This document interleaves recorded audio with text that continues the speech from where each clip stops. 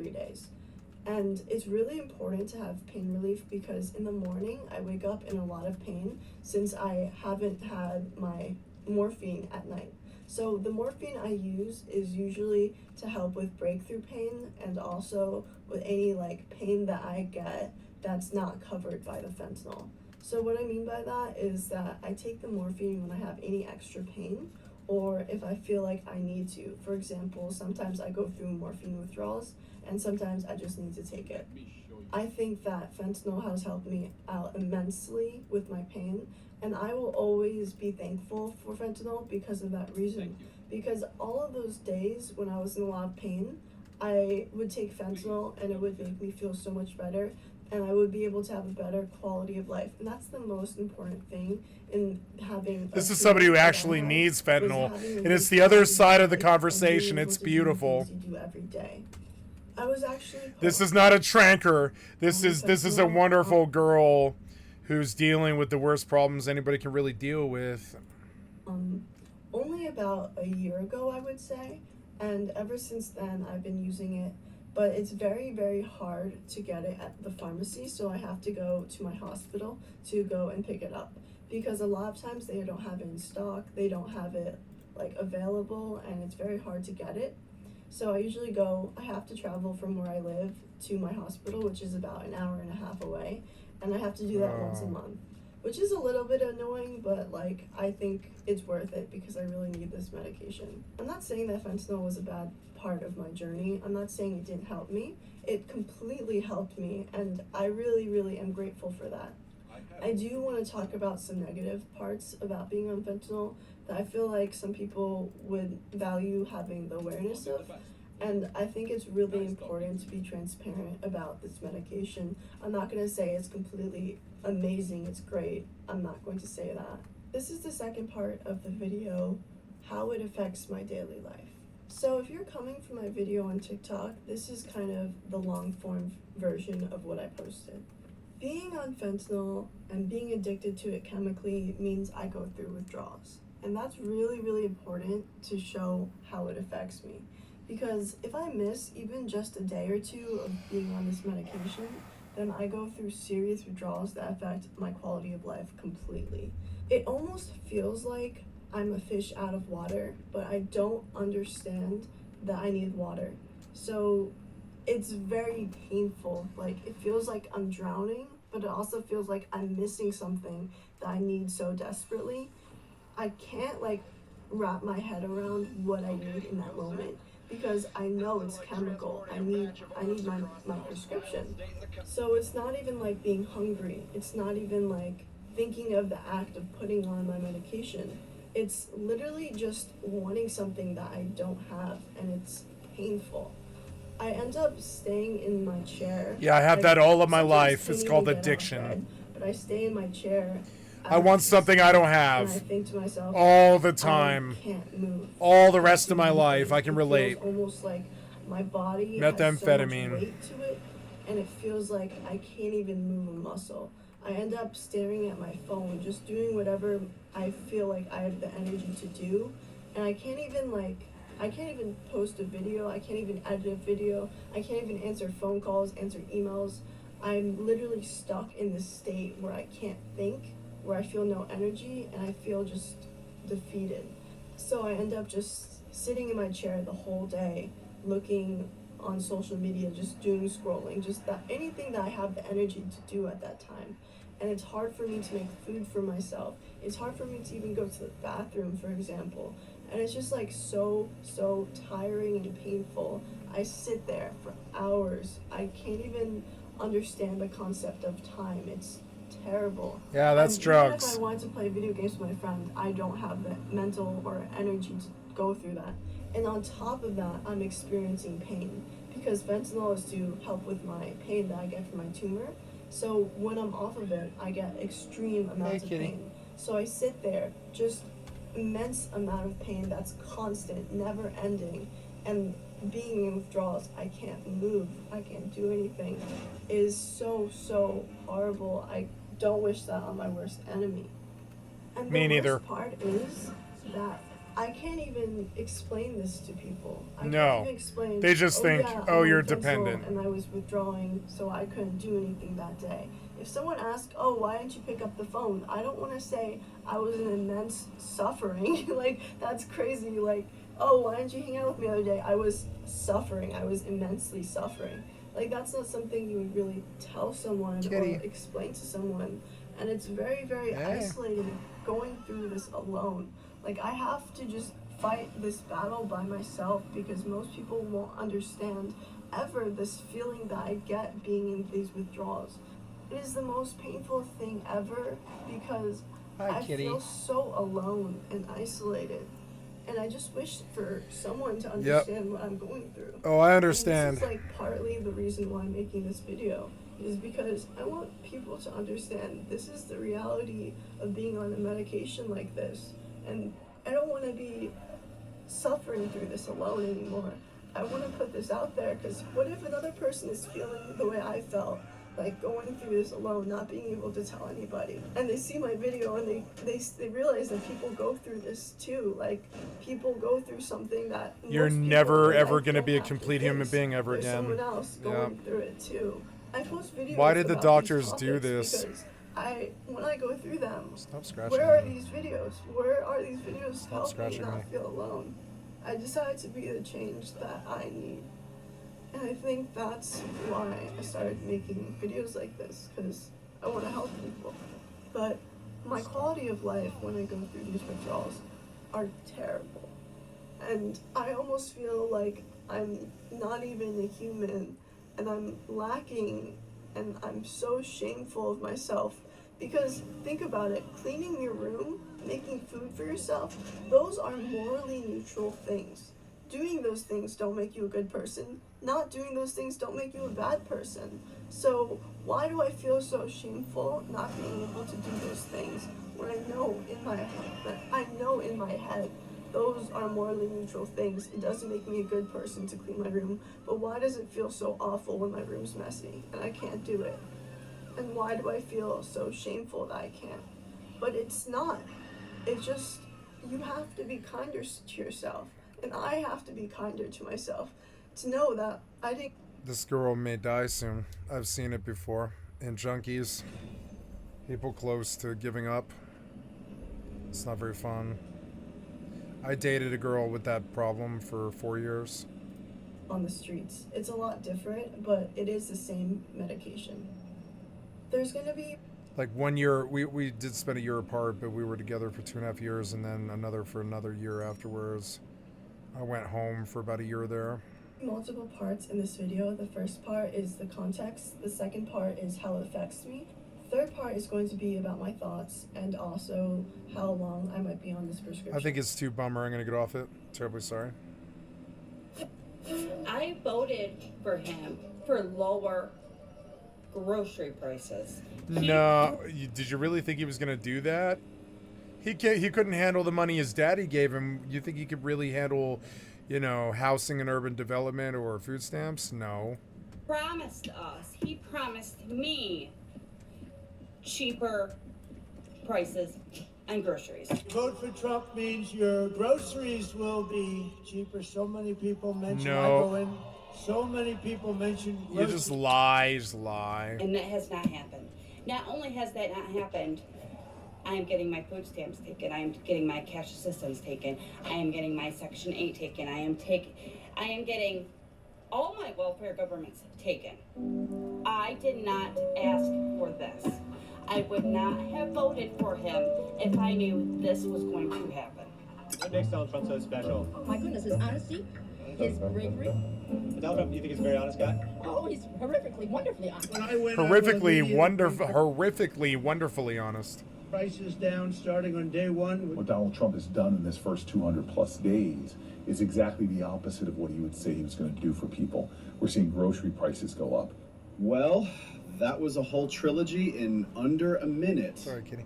You've got the promise, the cheer, the regret, and finally the receipts. Honestly, if irony paid the bills, Americans would be rich by now. Here's the thing. I'm not some economics guru. I don't have a Wall Street resume or a CNN studio. but I do know when I'm being lied to. And this whole promise of lower grocery prices, that was a lie dressed up with a red hat and a catchy slogan. Because instead of prices dropping, they've gone through the roof. Eggs cost more than a decent cup of coffee, bread feels like it should be listed on a steakhouse menu, and a cheap grocery haul now looks like a luxury shopping spree. And the wild part, the very people who clapped the loudest for that promise, the ones who thought they were voting for relief, are now the ones standing at Walmart staring at a $200 receipt for 3 bags of food. So today, let's dig in. Why MAGA voters are now living through the recession they literally paid for, and why the rest of us are stuck paying the price too.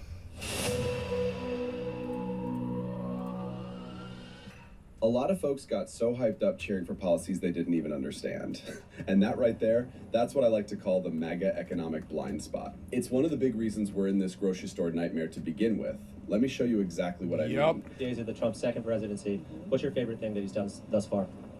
Let me see. I'm just trying to think. I don't really listen to the news that much, but I have confidence in him. So what has he done so far? But I know he did it with the tariffs. He did with the tariff. Tariffs. She said it like it was a magic word that explains everything. And honestly, that's how a lot of people treat politics. Buzzwords over understanding. The irony? Tariffs are exactly why her grocery bill looks like a ransom note. See, tariffs don't punish the country you're aiming at. They punish you. Importers pay more, companies pay more, and guess what? Those higher costs get passed down the line until they land right in your cart. You can't slap tariffs on imports and expect Walmart to hand out discounts. That's not how math works. So while she's out here proudly throwing around the word tariffs like it's a victory chant, the reality is tariffs are one of the reasons she can't afford to make spaghetti without taking out a small loan for the pasta and sauce. The tariffs are working. The tariffs are working. If you're 50 years old and have a 401k, you've lost about $74,000 in the past 3 months. Does that feel like it's working? No, I've lost more than that. So tariffs jack up the price of what goes into your food. The cans, the packaging, even the equipment. But that's only half the story. Because what happens when the food itself never even makes it to the shelf?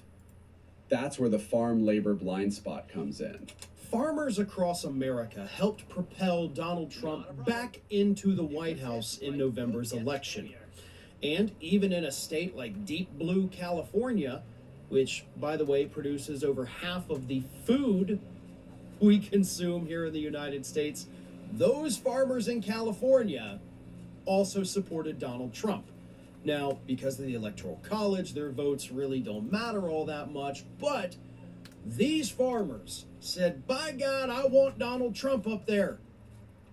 And a month and a half later, these very same farmers, according to a new report from Politico, are basically wetting their pants in fear because, oh God, Donald Trump's going to deport half of our workforce.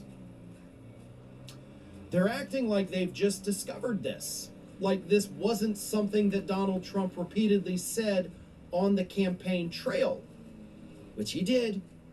You know, again, I'll give Trump full credit for being fully honest about the tariffs and the deportations.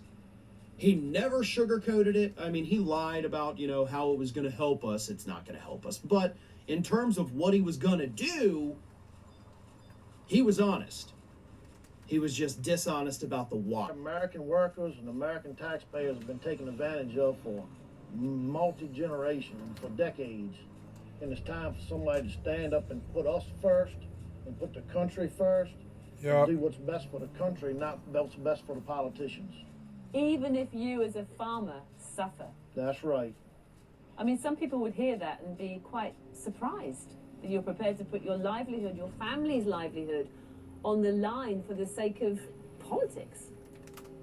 Well, that's my duty as for being the head of my household. I've got to do what I got to do, what's going to be better for the future, better for the kids. It's not about today. See, that right there is the farm labor blind spot in action. Here's a farmer literally saying he's willing to suffer, even if it means empty fields, rotting crops, and higher grocery bills, as long as it feels like America first. But here's the problem. Suffering doesn't stop at the farm. When fewer workers are around to pick, pack, and process food, it doesn't just hurt the farmer, it hits your wallet at checkout. Basic economics, less supply, higher prices. So while this guy's out here calling it patriotism, the rest of us are paying $12 for lettuce and treating eggs like collectibles. And let's be honest, you can't eat slogans. Somebody has to grow the food, and somebody has to get it to the store. If that workforce disappears, your pantry becomes the sacrifice. So between tariffs quietly sneaking into your receipt and farms running short on the very people who make sure food gets from the field to your table, it's no wonder the shelves feel like a luxury aisle. And that brings us to the part nobody can ignore, the prices themselves. Because it doesn't matter how patriotic the policy sounds if, at the end of the day, you're paying steakhouse prices for cereal. Let's talk about why groceries have officially gone through the roof. Groceries are so expensive right now, you don't need a pantry. You need a time machine back to the Great Depression.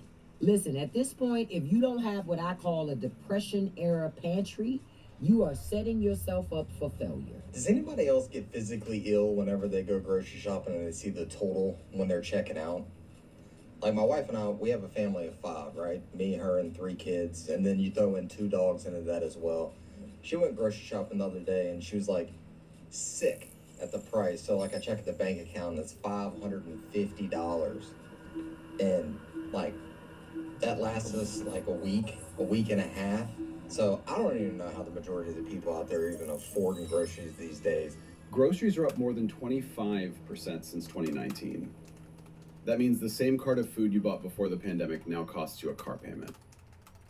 Eggs, milk, bread, chicken, stuff that used to be basic, now feel like luxuries. So we're in Target, and this is what we've got for shopping.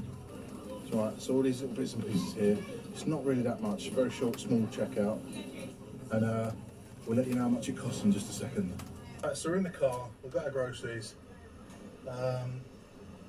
So, for those items, really wasn't that big of a selection, but it wasn't $100, wasn't $200, wasn't even $300.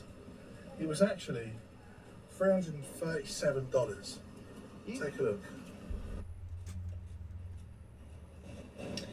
All right, you guys. So you tell me if you think inflation's getting crazy, okay? This is not the time to be asking anybody to do anything for free. Everything costs money. Okay, I'm gonna show you what I got at Walmart this morning. I got this insulated food jar for my daughter to take hot lunch to school. This was $21. I just went through the clearance aisle. She's been wanting some of these forever. $3. Okay, whatever, not bad. Off-brand Equate dry shampoo, okay? Ground beef, not even the good kind, you know? And then I got this. This was like $1.97 just so I could write recipes on the fridge. $65 for this. And the little board. This. That's all I got. $65.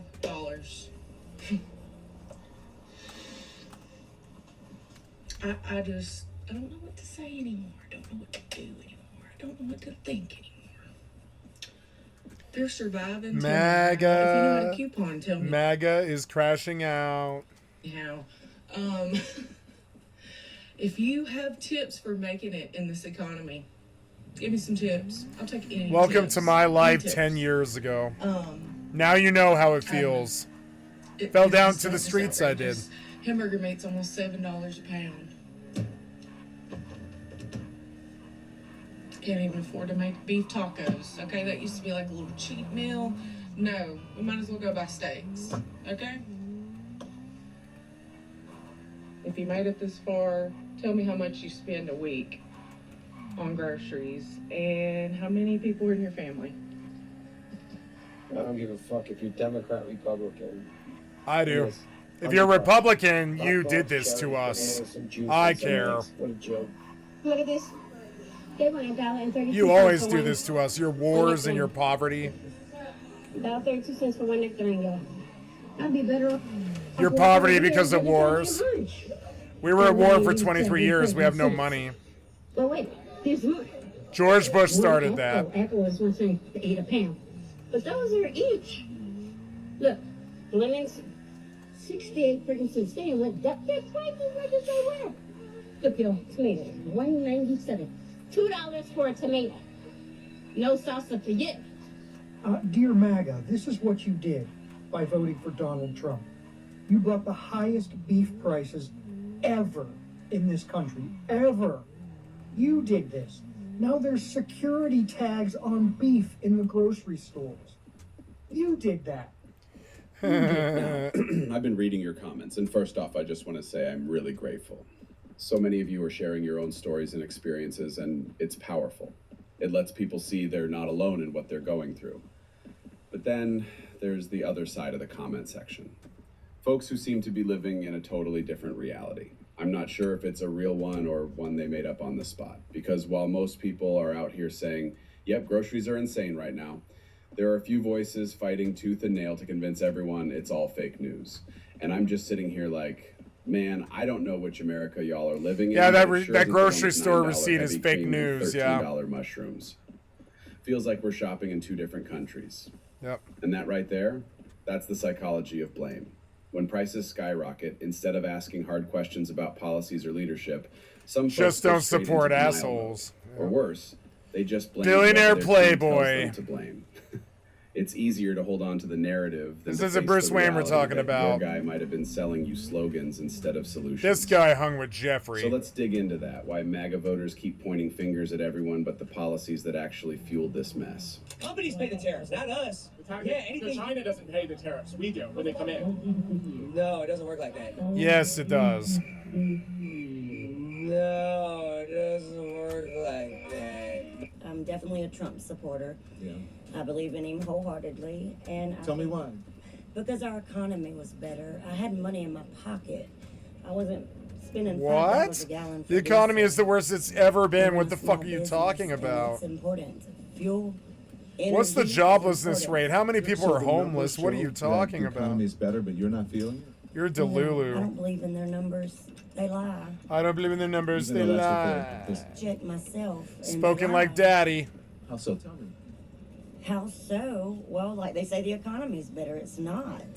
Yeah, because Trump's in Immigrants charge. being over here is fine as long as they come legally, and we vet them and we know who is riding beside us in our vehicles. They don't know our laws. They don't speak our language. How can they communicate properly? It's not safe for them, and it's not safe for. What has he done that makes him so special in your mind? He just doesn't lie like all the other politicians do. He's not. What? Like them. He lies all the time. He's been caught lying by the media like fucking 4,000 times or something. What are you talking about? He promised me Delulu. prices on groceries, He didn't promise you and that anything. has not happened. Not only has that not happened, I am getting my food stamps taken. I am getting my cash assistance taken. I am getting my Section 8 taken. I am getting all My my God, it's oh. welfare governments taken.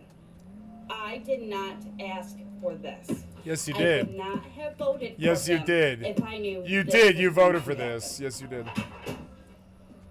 It wasn't any better when Biden was around. So what do I We do still now? had $5 gas tanks when what do you now? gallons of gas when Biden was around too. The ones that regret. They both suck. What do we do? I'm sorry, but they both suck. I've lost faith in them can't way go out long and get a ago. regular job. 2001. And it's not In even 2001. In 2001, I saw right after 9/11 the gasoline soared from like $1.25 to like $2.50 or something like that in the space of a month, and we all knew immediately what had happened. The corpos had fucking lied, and now they were selling gas for or really barrels of oil for twice the amount of money. And that's exactly what happened. It's like the direct monetary, that's why they went over there to Afghanistan as opposed to, Iraq. I'm sorry, they went over to Iraq as opposed to Afghanistan, all this weird shit. And then they went to Afghanistan. They got us there for 23 years, and they lost a lot of lives, and they didn't win that war. It took Obama 8 years and Joe another 4. It took them fucking 12 years to get out of that fucking war because half of the country just would not get behind leaving. They just wouldn't do it. They're like, "Nah, we have to do this." And we couldn't even remember why we're there anymore. Like, what did Afghanistan in 2016 have to do with what happened in 2001?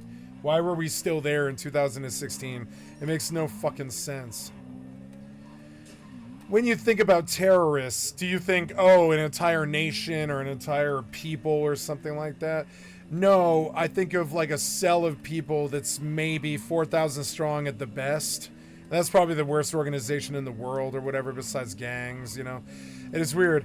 Like, when you try to scare me with the threat of terrorists, I think very small cells of fucking people.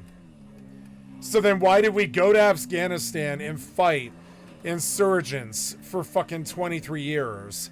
What the fuck did that have to do with the small terrorist cell that supposedly blew up our building? I don't really get that. As I've never got it. And math doesn't add up. A lawyer could slaughter it. The logic's just not there because it's right-wing logic. It's just like, no, we really just wanted to go steal a bunch of oil from the Middle East. But, you know. It's not even about, these families being separated from their loved ones. I knew that this was what was going to happen in 2001. I was very surprised that it hadn't happened already, kind of. It's very, I've known since 2001 what has happened. The food's too expensive. The opportunities aren't good enough. The education isn't good enough. They packed the school rooms. It's just like it gets worse from there. I could just be more and more negative Nelly about it. But I know what happened. A bunch of right-wingers came and misappropriated a ton of money to go to a war for 23 years. Now our country is destitute. We don't have good opportunities anymore, and we let these middlemen fucking dictate the prices of everything. Mainly, though, pharmaceuticals and groceries and rent and water and transportation and cars and all that other stuff. Mainly, they choke fuck the things we need to survive. And we have 20 killing problems in America. These 5 and 6 year olds getting their families taken away from them in the middle of a school day. It's not about any of that. You supported him. It's about me and my food stamps. And your groceries. And my cash assistance. Yeah, you don't give a shit about anybody else. Just you. I'm the only one that matters in this country. Yeah. I'm taking my life back. Who do you guys think you'll vote for? I don't particularly love him, but Trump. Trump? Okay. Yeah, Trump too. Who do you think you'll be voting for? I need to research it more, but at the moment it seems like Trump? Out of the candidates we have, Trump seems to be the best in my opinion. Why exactly? Oh my god, you fucking idiot. Is that? It seemed while he was in office, a lot of good things were made, especially in the economy. Oh yeah, like what? Like the gas going to $5 a gallon, the rent going to $2,000, COVID, fucking, not that you can blame that on Trump, just the management of COVID, the grab her by the pussy, the fucking insurrection. It just goes on, but Delulu thinks that good things happened while he was in power. Things were really good. It was easier to build homes. Yeah, things were really good. No, it wasn't. You are fucking bald-faced, fucking, like, idiot-ass lying. It was not easier.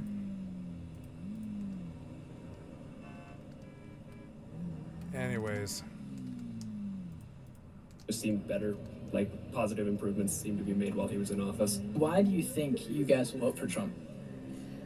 He'll help economically, and I'm very much Republican. Now, a lot of these folks genuinely believe the current president is the best option for the country's economy. But I keep asking myself, is that belief based on some deep analysis of the facts? Or is it just what psychologists call system justification? Defending the system you've already hitched your identity to, even when it's working against you. Yep. Well, I Sounds backed fancy, this but it guy, just means so I can't it's admit easier to fault. defend That the would admit broken that I made a system than mistake. admit you were fooled by it. And that's why you'll see folks literally staring at a $200 grocery receipt and still insisting prices aren't that bad. That's denial, aisle 5 special. Trust me, if things were fine, I wouldn't be treating this creamer like it's liquid gold. But here's the catch. Denial only works for so long, because you can't gaslight your bank account. You can't spin a credit card bill. When the money's gone, it's gone.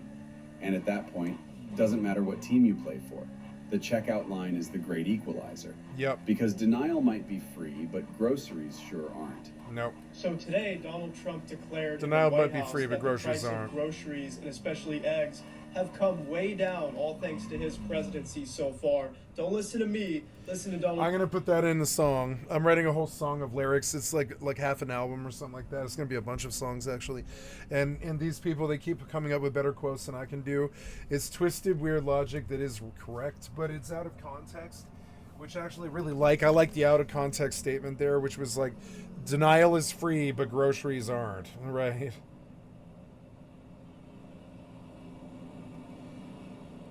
And I'm gonna record that one because it's really good. Denial is free, but groceries aren't.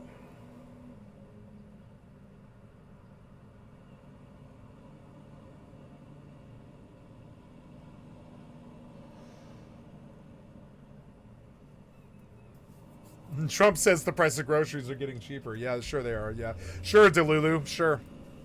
Donald Trump say it himself. But if you remember my first week, I was standing here, Paul, and they were screaming about eggs. The cost of eggs have gone through the roof. They were up like 500, crazy, like 4 or 5 times. And we won't have eggs for Easter, they were saying. There will be no eggs. You can't order eggs. They wanted us to order plastic in the shape of eggs. Who's the they, Trump? You're they. You're the they. The Easter hunt, they call it the Easter roll at the White House. Who's they, Trump? There's no one else in power. There's no they dictate this or they say this. It's you, bitch. You're the one in power. You're the they. You're the they. They said the groceries would be cheaper. They weren't. Secretary of Agriculture, Brooke Rollins, did a very good job. But groceries have come down. It's all coming down. Please do not let Donald It's Trump all coming down. insult your intelligence and gaslight you into thinking that groceries are cheaper than what they actually are, because you're the one going to the grocery store and paying the bill, not Donald Trump. You're the one suffering because Donald Trump is making everything more expensive thanks to his tariffs and trade war that he's created with the entire globe. So today we have people saying Trump lied to us. Trump said he's going to bring grocery prices down, but in an interview he said that once the prices are high, it's very hard to bring them down. It's very hard to change price once it's high. He's just being honest. I mean, Kamala or Biden would gaslight you and just lie and say, well, yeah, we're going to get up. It's weird, but I am very hungry. I walked like 6 miles today, and I didn't eat breakfast or lunch. And I've got one meal today, and I feel like eating a whole nother meal because I'm like fucking hungry. You're not supposed to do that. You're not supposed to just walk 6 miles and not eat. 6 miles every day or whatever. You're not supposed to do that. Hey, at least it was free today. That's good. Now I want to pop back to the Kasaka. Good. Take me back.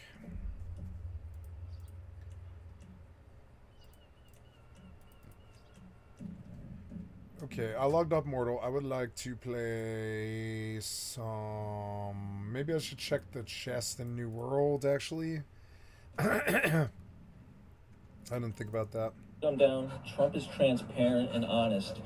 Okay. Trump is not transparent and honest. He has 270 goddamn court cases, like 30 of which he's lost. That is not transparent. He was convicted of perjury several times. He was convicted of insurrection. You might not like How is that honest? He says, but he'll say whatever he has to say. Yeah, because he's a liar. Just like when he said with Project 2025 that he never read it. He said, I never read it because when I get asked by you people about Project 2025, I'm sure he didn't. I can honestly say that I have no read idea. I've never read it. He just wants to be honest when he's speaking. But one thing that he is going to do, and I'm very confident it's going to happen soon, within a year or two, gas prices are going to go down, baby. Yeah, right, you Delulu. Shut the fuck up, you idiot. See you later on live. You're completely delusional. price of groceries are substantially down. No, they're not. Are you kidding me? If you drag your Cheeto Yeah, Puff looking face to a grocery store, you'd see prices are through the roof. Yep. I'm over here clipping coupons like it's my second job just to bring prices down. But I do give you credit. You do produce something You're there clipping coupons? This guy's here bragging about clipping coupons. That's a sexist joke, but it's really funny to me. That's funny to me. The modern age. That's the modern age. You have to clip I don't think I've ever clipped a coupon in my whole fucking life. I have if it's like something good, like buy one get one or something like that, like for I don't know, like I don't know, like a video game or something. But I've never clipped a coupon for a grocery store. No, because. I mean, I don't shop like that. I know what I want, which is all the stuff that they don't give coupons for. It's bread, mayonnaise, cheese, all that stuff that like sandwich stuff, chips. They never do coupons for that stuff. And if they do, it's for like 10 cents. I don't care. which is super affordable. Bullshit sandwiches. And these people are eating them up. Groceries, a term I used to use. It's sort of an old-fashioned term, but I used to use it. One on the border, and I went on groceries. It's a very simple word, groceries. Like almost, who uses the word? I started using the word, the groceries. More people tell me about groceries. Everybody uses the word groceries. Let's go to the grocery store. Like what? The word grocery, I've heard it more in the last year. Okay, every fucking store in America, Trump, has the word grocer on the fucking front of it. What the fuck are you talking about, you Delulu idiot? Than any other word, I think. Everyone tells me about. Nobody uses the word grocer except me. I have a monopoly on the word grocer. Nobody uses the word groceries anymore except every Safeway, King Supers, Albertsons, and fucking Walmart, and the fucking entire goddamn fucking grocery supermarket. There's different words for it. Go to the grocery store. Go to the supermarket. Go to the store. Nobody uses the groceries anymore. I'm the only American that uses the word groceries. I have a monopoly on the word groceries. You hear the word groceries, you say, really? What? I get more complaints about groceries. Beautiful but simple word, groceries. Sir, my groceries. The cost of groceries, a word that I used a lot on the campaign. It's like an old-fashioned word, but it's a beautiful not word. old-fashioned, you Descriptive word. idiots. They say my groceries are so much more. The term is just like an old term, and it's a beautiful. Such a basic term, groceries. The groceries, they mean every single item of grocery. People tell me about the groceries. The groceries are groceries. They use and what they're talking about is food. It cracks me up how What they're talking about is food. Groceries. Like groceries. But what they're talking about is food. Grocery store in your entire life. Unless we're Good counting job, Whole Trump. Foods photo ops, in which case, nice try. And for anyone out there who still thinks grocery inflation is just people whining, do me a favor. Hit that subscribe button and drop a... It was good. It was good enough. I like watching MAGA tears. It makes me happy. Hey, before you watch this thing, hit subscribe, would you? Was the Hunter Biden thing, were you surprised by how popular it was? Or were you kind of like disappointedly? It was like very popular, more popular, but all your shit's very popular, but it seemed a little more popular than most of your stuff. Were you a little disappointed by like how obvious it was? Which part? Like, oh, you want to hear about the drug addict? Yeah. Well, I was more disappointed by watching the mainstream news cycle just totally pick apart and misinterpret what Hunter was saying. In a more than 3-hour-long expletive-laden interview with podcaster Andrew Callahan, Hunter Biden lashes out at Democrats who he says betrayed his father. It's a 3.5-hour interview. We talked about addiction, so many different things. And the only thing that they really combed from it was him saying fuck George Clooney and him explaining the difference chemically between crack and powdered cocaine. That's all you saw. And they also focused on the profanity. It was such a trip. I'm sitting in Phoenix right after the adult baby gathering. Of course. I posted at 6 in the morning. By 9 a.m., Ted Cruz, Nayib Bukele, Tucker Carlson, The adult baby gathering. What? Crack and powdered cocaine. That's all you saw. And they also focused on the profanity. It was such a trip. I'm sitting in Phoenix right after the adult baby gathering. Of course. I posted it. Adult baby gathering? What the hell is that? Oh my god, I know what he's talking about. Oh, I know what he's talking about. People that wear diapers and stuff and act like they're baby. Yeah.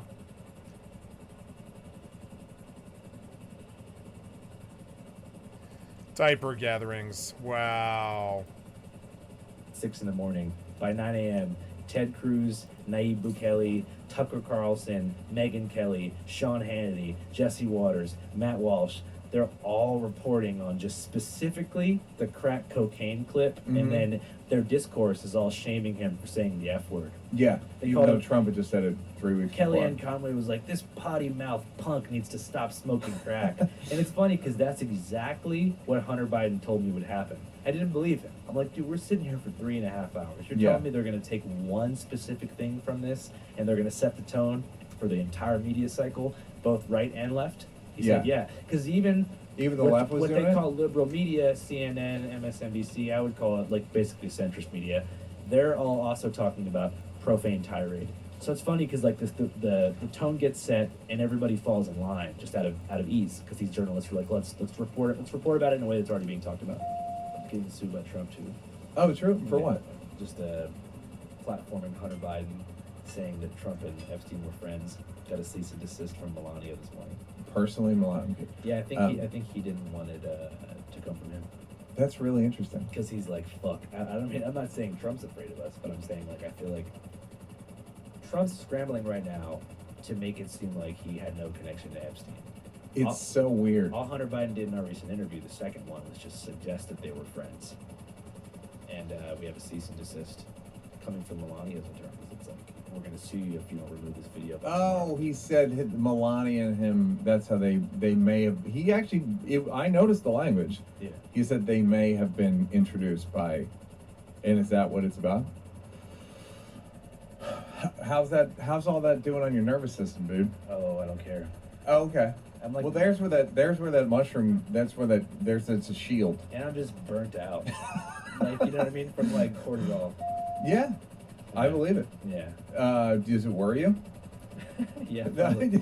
Yeah. I'm like, not the that specific lawsuit, the cortisol burnout. No, it's awesome. Like I can read the worst thing about myself and I feel nothing. You think? What do you make of that? If you weren't you, what would you think of someone saying that? Oh, that they were crazy. You know, but for me, I look at all the positives in life and I'm just so grateful for where I'm at. Even though I said it's crazy, I just love that I can support my mom and I helped my dad buy a sports bar. It was always his dream, and I'm getting my grandma an apartment. So it's those kind of things where I'm like, I'll take the frustration of fame or whatever. I'm just very deadline driven. I will finish a documentary when I say it's going to get done, even if it means I don't sleep much and I have to sacrifice socializing. But I mean, it's just part of the game for me. I'm in it to win it. I'm not in it to be in last place or second place. I'm sort of Rocky Balboa minded when it comes to this documentary game. Yeah. No participation trophies in media. It's cutthroat. What's funny is it though? Because I feel like you don't. Are there? But I know there isn't like seeing it all like the sort of the corporate ones. But is it in your? Is there a guy that you're like, or woman or whoever who you like, where you're like, we got to get there before so and so gets there? Yeah, I mean that's the thing is you don't even know who you're racing, but you're just racing the others. You know, What's funny? I know, but people would rather talk to you. like we beat the media to Hunter Biden. Right. You know how? Because he was a fan. Yeah. Of our shit, and he knew that our business model is mostly Patreon crowdfunded, so Yeah. we don't have an investor or some senior editor making us spin something the same Yeah. way. And I had a Zoom call with him, and he took my sincerity at face value and was like, "You got no reason to fuck me over, so why don't you fly out to Delaware and we can sit down for an interview." When you're like, I have to do this Zoom with Hunter, did you want to get it, or were you just Oh, like, I couldn't believe it. It was the coolest shit ever. I was so excited. When he called me, I was like, no way. Because even when my attorney told me, like, yo, Hunter Biden wants to talk to you, and, you know, I think you guys should connect, I was like, yeah, we'll see about that. Yeah. So I took a Zoom call, and my first thought is, I'm like, this guy's the homie. I thought it was going to be insane. You know, but he was the chillest. Had you not watched anything with him before? He always seemed pretty like. Well, he did a controlled interview back in 2020 on the Jimmy Kimmel Show, or Jimmy Right. Fallon, but that was 3.5 minutes when he's covered in makeup promoting a book. Yeah. I'd only really seen the discourse about him surrounding like the laptop. Yeah. I knew about the crack. We all know about the crack. It's fantastic. Yeah. What is it? Hold on, let me look it up. This is gonna be worth it. Quit it with the avoidant attachment style. Just hit it. Don't you want me to feel good? Subscribe. Storm de Buell was a 22-year-old Belgian YouTuber known for sharing his adventures across Northern Europe. He never spoke in any of his videos and instead used the ambient sounds of nature to make his viewers feel like they were right there with him. And while he started uploading videos in August of 2024, he'd actually been solo camping ever since he was just 19 years old. At one point, he even biked over 3,700 miles or over 6,000 kilometers across Sweden all on his own. So he had plenty of experience surviving in the wilderness alone. However, when nature turns unpredictable, even the most prepared adventurers find themselves struggling to survive. Tragically, that's exactly what happened with Storm on the night of October 29th, 2024. He was recording another video, this time traveling through the Jokkmokk region located in the Swedish Lapland, known for its beautiful snowy vistas and frequent aurora sightings. Now, Storm usually parked his car in a nearby town and then ventured into the wilderness on foot with his camping gear. These trips often lasted multiple days, sometimes even a whole week before he made it back. October 29th was the last day of one of these trips. He was making his way back and was only a day's walk away from his car, but it was quickly getting dark and continuing to walk would have been extremely dangerous. So Storm made the decision to set up his tent and sleep for the night. A cold breeze was already sweeping through the region, prompting Storm to mount snow around his tent as a makeshift barrier before going to sleep. Unfortunately, nothing could have prepared him for the extreme weather he was about to encounter.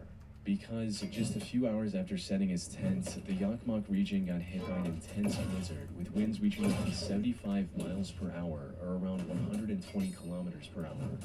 Snow quickly started piling up all around his tent as well.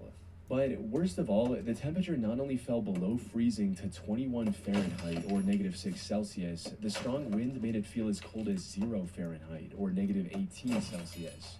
Maybe he realized the gravity of his situation at this point and wanted to contact his loved ones. Because at around midnight, his friend received a video of him showing his tent getting torn apart by the terrifyingly strong wind, with him stating, "Tonight it's going to get worse, Jesus Christ." He also called his grandmother right after and reassured her of his safety, stating, "It's snowing heavily here, but don't worry, I'll survive, you know." Then, at 2:36 a.m., the Swedish authorities received an SOS call from Storm. He reported multiple injuries, including a broken nose, and requested immediate help. Unfortunately, the strong wind made it impossible to reach him with the helicopter, and the snow obstructed any rescue efforts on the ground. The blizzard eventually subsided at around 10 a.m., and the rescuers rushed to Storm's last known location. Sadly, by the time they found him, it was already too late. The lower half of his body had turned purple due to the extreme cold, and even the blood on his face from the broken nose was frozen solid. Oddly enough, he was found roughly 1.6 miles or 2.6 kilometers away from his collapsed tent. It's unclear if he was forced to ditch the tent after it collapsed or if he set out before that happened. In either case, he was walking towards his car when he likely fell, broke his nose, and then contacted the authorities. The only silver lining in Storm's tragic end is that at least he died doing what he loved, as he told his father when he first started going on these solo camping trips. "Dad, it took me a long time to know what I wanted, but that's what I want." Hannah Rose Moody was a 31-year-old YouTuber and influencer from Scottsdale, Arizona. And while most of her content on YouTube revolved around her faith as a Christian, her Instagram account posted mostly different content. There, she made regular posts about her hiking adventures across the rocky desert terrain of Arizona. Hitting the trails several times a week had become a natural part of her routine ever since she moved to Arizona 6 months earlier. And May 21st was supposed to be no different. She got up early and quickly drove to the Gateway Trailhead located in the McDowell Sonoran Preserve. She parked her car and began the roughly 4.5-mile or 7-kilometer hike across the Loop Trail. It was a moderately challenging trail with a rocky path and noticeable elevation changes, but nothing Hannah hadn't tackled before. She felt fairly confident she could finish the hike in under 3 hours and even made plans to hang out with friends at lunch. Unfortunately, what started as just another ordinary hike ended with a devastating tragedy. Her friends were the first to sense something was wrong when Hannah didn't show up for lunch on time. She didn't send any messages about running late and wasn't picking up her phone either. It wasn't like her to ghost people out of nowhere. So, after waiting at the restaurant for many hours, her friends decided to check on Hannah at her home at around 7:50 p.m., hoping she was simply resting after a tough hike. But when they arrived at her house, her car was missing from the driveway, the lights were off, and the door was locked. Seeing this, they immediately contacted the authorities. They found her car still parked at the trailhead, and it was... This is just depressing. I don't think I like this one. I love motorcycles. I ride myself and Me can too. appreciate the incredible engineering that goes into these machines. It's always a fun time until you tell someone you ride a motorcycle and they say the typical, I saw a video on Facebook of a guy's body get split into pieces because he was going 4 times the speed limit without gear on. So naturally, I appreciate motorcycles in GTA Online, but there's one major problem with them. But there are some other issues we need to discuss first. Subscribe to become a follower, and let's The dive steering's in. not First off, tight we need to enough. talk about the amount of motorcycles in the game. And the brakes Right now, aren't there are good 29 enough. motorcycles available for purchase in GTA Online, and there's even less than that because that includes some motorcycles like the Sanchez that has both a livery and non-livery variant available for sale. If you want to count this abomination of a creation, the Rampant Rocket, then there are 30 available for purchase. But there are 48 motorcycles total in GTA Online. There are 19 not available for purchase, which is just a weird decision to make. When Rockstar removed the vehicles and bikes from the websites, they claimed it was because they were lesser used vehicles or motorcycles, and they wanted to clean up the websites, which is the dumbest thing I've ever heard. Absolutely nobody bought that excuse. That doesn't even seem like a valid excuse, at least for motorcycles, because they literally have their own section on Southern San Andreas Super Autos and a Legendary Motorsport. The whole point of the categories on the websites is to clean them up if you want a more condensed view of the vehicles, so you don't have to sort through hundreds to find a specific car or bike. But I digress. This made it to where some motorcycles are incredibly rare because they've only been at Simeon's shop a couple of times, which is usually the only place that occasionally sells motorcycles. When I was looking for the rat bike, basically a rusty version of the Wolfsbane, I had to wait forever for it to come into Simeon's where I could finally purchase it. I just don't get why they would remove motorcycles from the websites when there aren't that many motorcycles to begin with. And what really pisses me off is the fact that some of the motorcycles they kept can be found on the street, like the Batty, the Double T, the Akuma, and the Sanchez. If anything, these bikes should have been removed if that's the excuse they wanted to use, because if you really wanted to, you could find these bikes on the streets with enough time. Every update, they add maybe one motorcycle, and sometimes there are spans of 4 to 3 updates where they don't add any motorcycles to the game. It's unfortunate because it's not like all motorcycles look the same, so there's no point in adding new ones, or there's not enough motorcycles in real life. Some popular models we are missing in GTA Online are the BMW S1000RR, the Yamaha R1, the Harley-Davidson Road Glide, the Gixxer 750 and 1000, the KTM 1390 Duke. I think it would be really cool if they added a Honda RC30, although it is an older model, it's still cool nonetheless. I just named some popular models, none in particular, to show that there are many popular... But there is definitely a bunch of them that are just like straight up obsessed with being Jewish and Judaism in general. Like even though ironically enough, Israel has very little to do with the thousands of years of Jewish history and the accumulation of all of that culture. But these dudes, like, unironically, like Richie Torres, unironically is a fetish. Like, he is a Philo-Semite. But speaking of spending money to make money, we got Adam Friedland, ladies and gentlemen. That's right, we on a banger episode.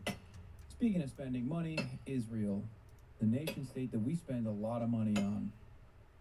And some of that money comes back to the pockets of our earnest politicians. Some of the greatest, some of the best and brightest.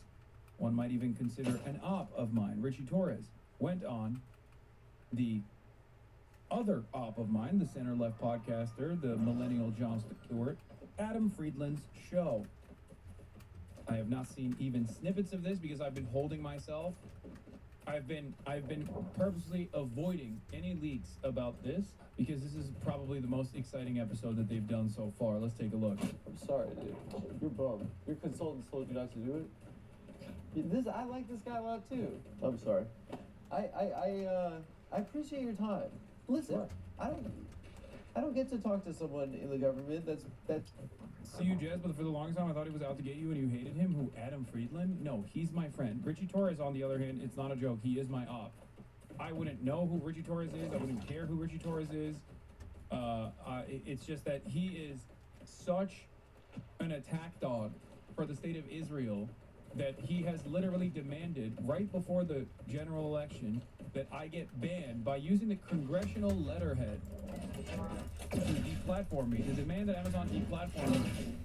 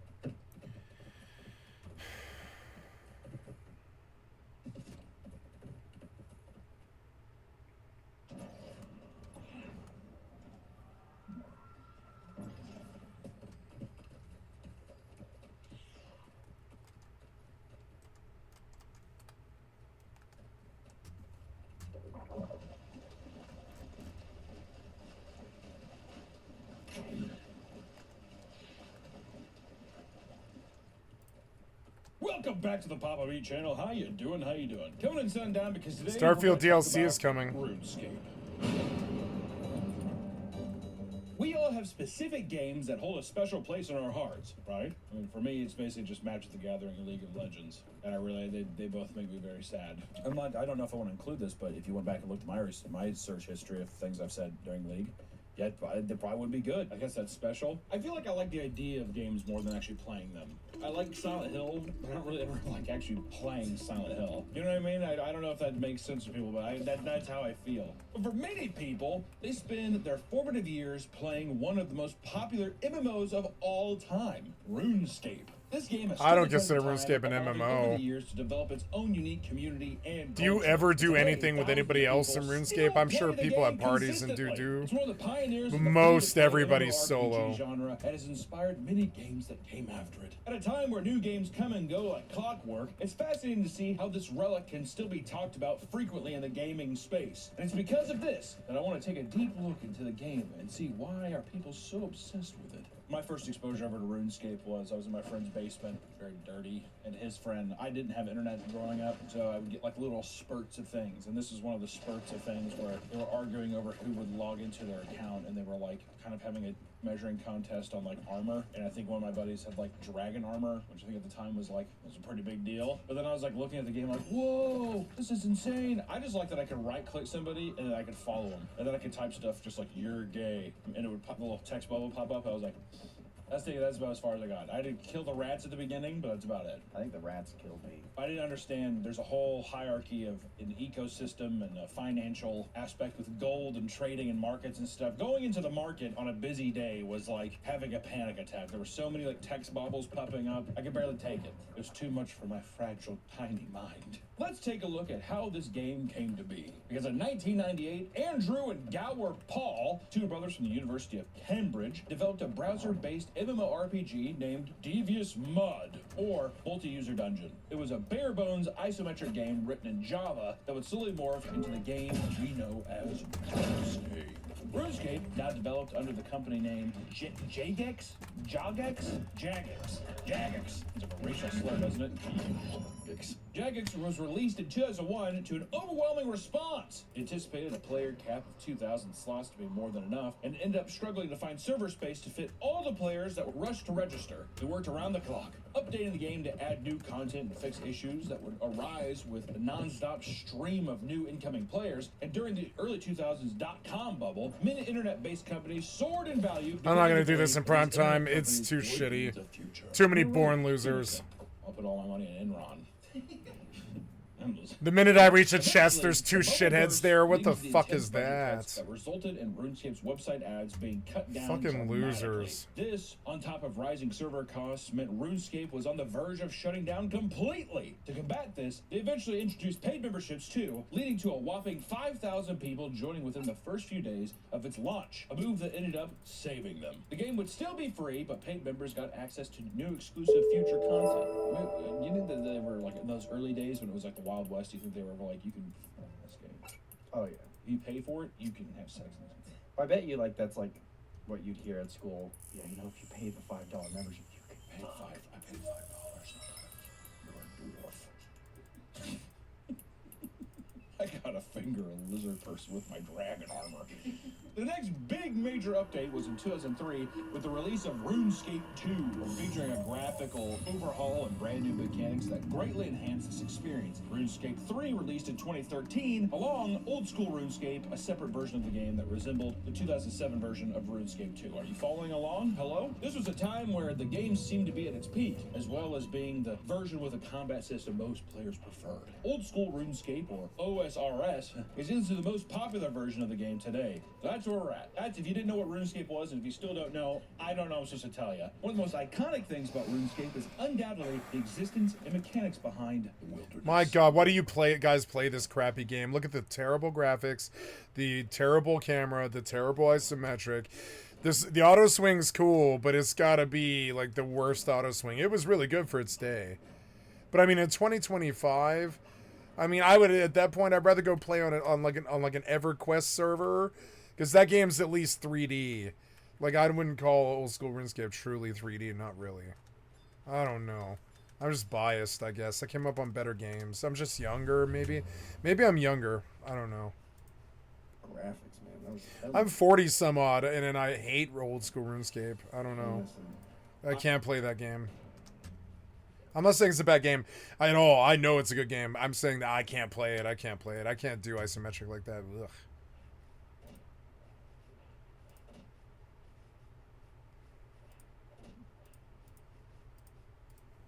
I don't know. This server is constantly off of the list for some reason. I don't know why.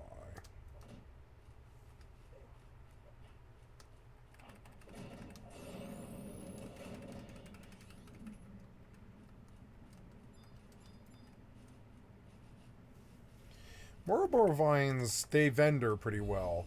And if I get like 20 stacks of them, it is actually steady, pretty good 100k gil, something like that. I've done it before. It's not good. It doesn't drop. They don't drop like at a good rate, but yeah.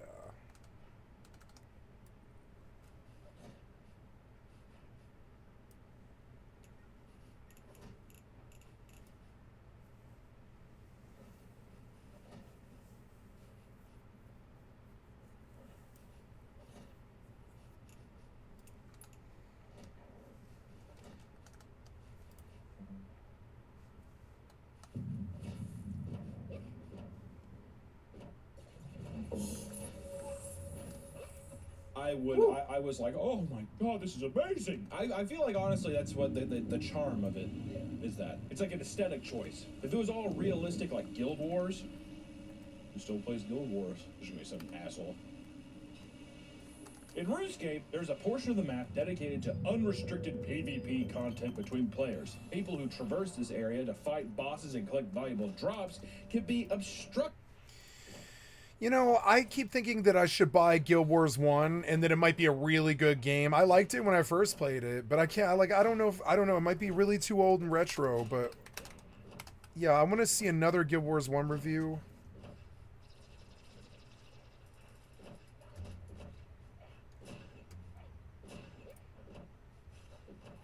In order to summon a familiar to fight by my side. Yep, sounds like necromancy. Graphics are old, really not too good.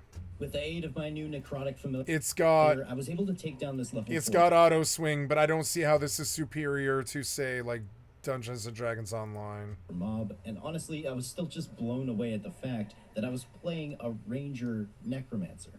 I was already having an absolute blast, and the excitement for playing Guild Wars was growing. A lot of times when I review these older MMOs, there's a certain amount of out-of-datedness that can lend the game to feeling tedious and annoying and even boring at times. And I could already tell that I didn't think this was going to be quite the same case with Guild Wars 1. That is, until about 10 minutes later when I tried to do another simple side quest and I was immediately overwhelmed by 3 skeletons and I got completely wrecked. But I digress. I decided to continue on with what was considered my primary story quest in my quest log. This is the point where you will leave pre-searing Aster. My problem was just I didn't do this game when it was current, when it was like acceptable to play it. So I can't fall back on a nice big bank of memories of this game. I did play it. I remember this game well enough. I did play it, but I didn't play it like, where do I go next kind of. I wouldn't know where to go. So that's an issue. Relearning the game, like, it's so old that like honestly I'd rather just play Grand Theft Auto or like Rust or something. Games that aren't even that good like now because they're so toxic and shit. Or like, I don't know, New World was just toxic. I still would rather be on like those games than this old 20-year-old game. And like, I know this is a good game. I played it. I enjoy this game. They give you followers. It's a deep, deep game in terms of combat because it just keeps going. Gets like crazy. Gets crazy. Really know this at the time, but it's recommended. And in terms of retro, it's good. It's a really pure good retro game. Look at First of all, many abilities cost quite a large amount of energy, which is this blue bar you see down here. Through certain builds and attribute points, you can reduce this cost. However, energy regeneration is just pretty slow. And I found myself often just waiting for my energy to build up. Yeah, it's also like a click-to-move game. It's just not my fucking style. I keep thinking I should buy the game and try it and see if I can stick it in the background. It's not the right game. Honestly, Power World would do better than that game. I didn't think about Power World, but I don't know. I should have bought Power World when it was like $24 because now they want like $60 or something dumb. And I don't know. I'm sure Power World's a good game, but I already own Power World in a different version called Craftopia. And I know Craftopia is a good game, but I don't think they worked on Craftopia. I think they quit working on Craftopia when they had a success with Power World. Let's go look at Craftopia. Because I did see quite a lot of promise in Craftopia, but I don't know. Yeah, what's this guy have to say about Craftopia? Craftopia reviews in 2025 leave the game with a mostly positive rating overall, wow, but a mixed rating based off of more recent reviews. And as someone with over 7,000 hours in Craftopia, oh my god, I know the good, the bad, and the ugly. You have 7,000 hours in Craftopia? Why? More than it's not that good. It couldn't possibly be that good. I have to say about the game, and then at the end, I'll give my own review. 7,000 hours. Disparate ideas that don't really come together, very likely to eventually be abandoned for their more popular game, as Zelda-like has obviously grown stale to them. Apparently, punctuation has grown stale to this user, and you can't really. What say are you, a grammar Nazi? I didn't like that. What do you mean punctuation? What are you talking about? His punctuation's fucking perfectly perfect. I mean, yeah, there's a question mark missing, but that's it. I mean, yeah. Game is in an unfinished I don't like this state. guy. We're gonna get off him. I don't like him. Is it better now? That's a better one, probably. From the makers of Power World comes the most outrageous survival game. Yeah, this was the makers of Power World. Now, Craftopia is Power World, by the way, I think. And then as far as I remember, yeah, there's even training, and it doesn't have Pokeballs like Power World, and it doesn't have good graphics like Power World. But it's got the gameplay of Power World, and I'm like, I already owned the gameplay of Power World. I bought Craftopia when they got me on their first hoodwink. Seen is what I will be saying. If Now, Power World's probably not a hoodwink, but this game was. The case. Instead, I'm going to be jumping into Craftopia here, which, if you didn't know, was the predecessor to 10 a.m. This is a game that Pocket Power was working on about 4 or 5 years before Power World was released. And yeah, and they just abandoned it. A lot of inspiration taken from it in Power World. If you've not, you'll probably see a lot of inspiration. So let's just jump into a brand new game here. I haven't played this game in about 4 or 5 years. Yeah, 2 years. And I think I've seen a lot has changed. There's been tons of new updates in that time frame, and I'm glad to see that they ended up not just kind of giving up on this game, because it did seem like it had pretty decent amount of potential. I guess in this kind of game, I'm gonna have to go with the female character, right? So let's just go with that. She looks okay there. We're not gonna spend a ton of time on this. We'll give her blue eyes. She's got blonde hair, and well, let's give her the right eyebrows here. And then we'll go to hair. We're not gonna spend too much time on this. Sure, that looks cool. Hair color. Okay, we'll go with that one. Others. Beard coming soon. I wish that would go in there. Human. Oh, there's different characters. This race is the average and can handle weapon and magic decently. Oh, I didn't know there was different. I think of animal fat as something that you put in the fridge, but that's Elf just gives me. you less life, more mana, less physical damage dealt, and then demon gives you more life, less mana, less Less magic damage dealt. Let's go with human here. We'll just kind of go with the base. And we'll just create the character. What are we going to call her? Let's see. We'll just call her Miltina. That sounds like a great female name. Alright, let's just jump into here and see what's going on. I don't recall seeing this the first time. So, let's press this button. Hell. Let's start with normal here so that we can see how that goes. And they also have to punch some trees. We're getting... Oh, this is not a tree. This is like a pepper seed or something. Nice. We crit the tree. Can we punch... Yeah, it had, like, Genshin graphics and, like, you know, like, Power World combat. And it has all kinds of, like, taming and stuff in it, just like Power World. But I think it's, like, a little bit different of a system. It doesn't have the whole Pokemon thing. And then they just rehashed the game with better graphics and resold it again as Power World and stole Nintendo's like IP essentially to do it. And that's why I don't play Craftopia, as I don't really trust these people like at all. But I own Craftopia, and sometimes I wonder if there's a good game hidden in there sometimes. Right. Because I was impressed with it when I first played it. I was like, I thought it was pretty good. This weapon doesn't seem to be efficient. It's my hand. Okay. What about a bush? Okay, so it looks like we're going to be able to do farming in this game at some point. And we're getting lots of wood here. Nice. How to play. Gather trees. Obtain 20 straw by destroying bushes in the field. Okay. Oh, we're already over 20 straw. We're already punching stuff. Let's see if we can search these barrels here. Can't destroy them. Maybe I can hit them later with an axe. Can I punch trees? Oh, I can actually punch a tree. Okay. How much health does a tree have? This, we've been gifted This with is the, I boring. guess, I don't need to see this part of the game. I do have food. Can I just eat this? You know, I liked the game. I liked the game. I thought it would actually might have had more potential than Genshin because it's got building in it, like genuinely good building. It's also got, like for instance, when Craftopia came out, Rust had to do their whole automation update because when Craftopia and Power World had automation, there was like a stopgap there, so they backed it up and they did automation in Rust. But I mean, Craftopia was the one to do automation first, I believe, like kind of like Factorio automation. Maybe where like stuff gets sorted in boxes, and in this game you can set up really complex fucking automated farms that produce all of your survival mats for you, so you don't have to go out and farm. You can just go out and run dungeons and stuff. And that's kind of what Power World was. It was like, you know, enslave Power World thingies, have them go farm for you, or sorry, have them like be slaves and go do your farm for you. You know. And I didn't buy Power World because I was like, I don't need Pokemon to be my survival game slaves. It sounds like some weird kids game. It sounds like Grounded to me. I'm terribly sorry, but it does. It sounds like Grounded to me. So did this game. I was like, oh, this, you know, Craftopia kind of sounds like Grounded to me a little bit. It kind of looks like Raft a little bit. It looks like Raft and Grounded to me. A little bit of a kids game, survival game. But with a lot of depth. You know, I thought Raft had a lot of depth, actually, for what it was. But I didn't like the combat in Raft. Sure. Because that didn't do anything, I don't think. Let's see. I eat this, I'm at 72%. Oh, it did go up slightly. I'm going to see if I can cook. Maybe it's gone up over time. I probably could have made my own crafting table. Wait, can I cook at the pot? Campfire. Oh my god, you can cook. Ballberry, craft. Oh, it's cooking them. Okay, while that's cooking, let me go craft my sword.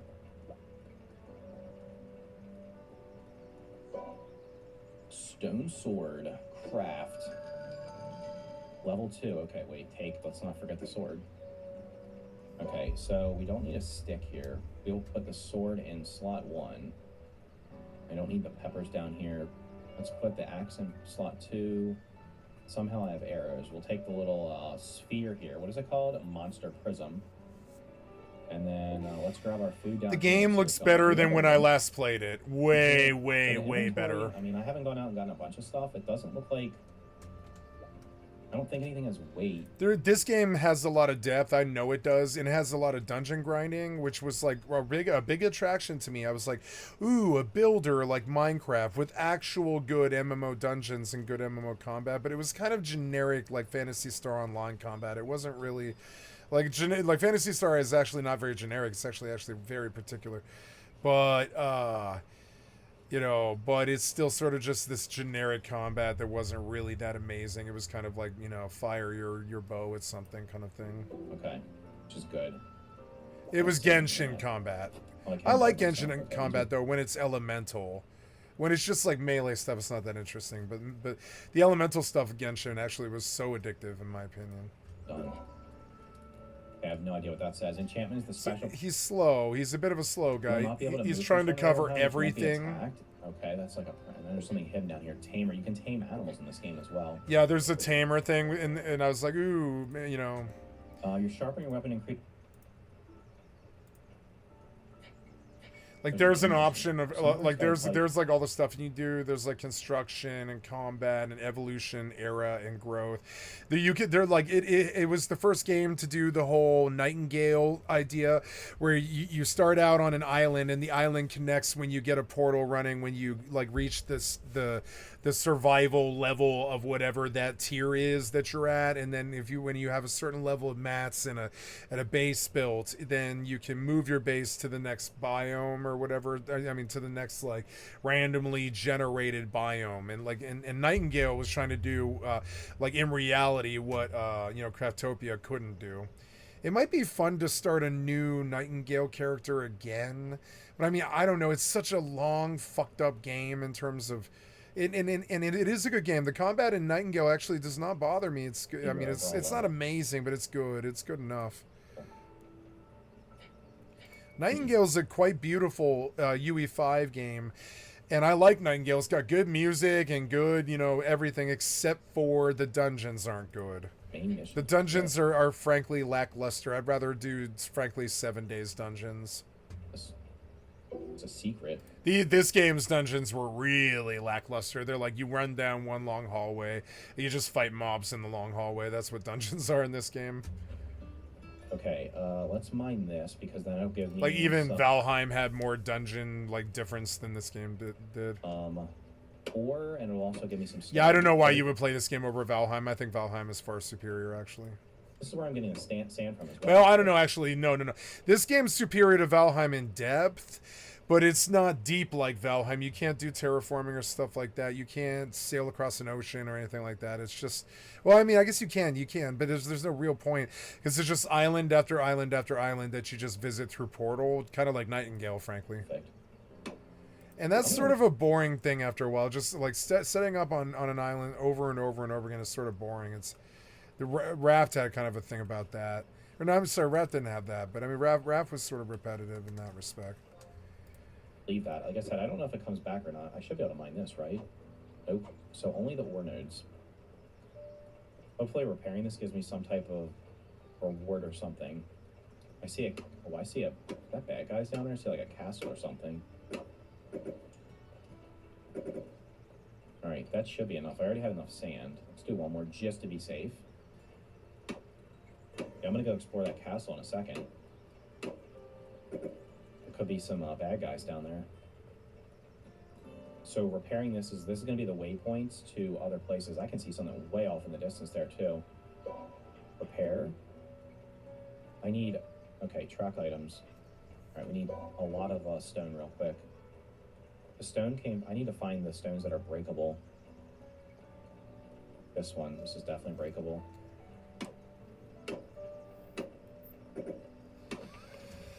See, like, it is a good little survival game. It's not a bad game. I don't think Pal World was bad either. Getting, rewards here. But I don't really see the point of this game, really.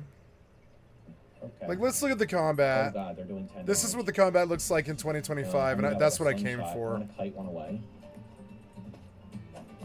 See, I liked the combat, actually. I was like, the combat's okay for this sort of game. It's not. No way you're smart enough to go back to your partner. You leashed? Come here, little rock thrower. No, he leashed, I think. Or no, maybe he did. I don't know. Shield break. Get wrecked, bro. Alright, so the level of the mobs doesn't seem to impact it that, like, I was really concerned. I'm like, oh, I'm a quarter of the level of these guys. Alright, these are just basic mobs here. They seem to be pretty easy. Defeat 5 goblins of level 1 or more. What do you mean level 1? Where's the level 1 goblins? These guys are Well, level 8. Craftopia is still in early access. It's been out for like 7 years or something, though. That's another sign.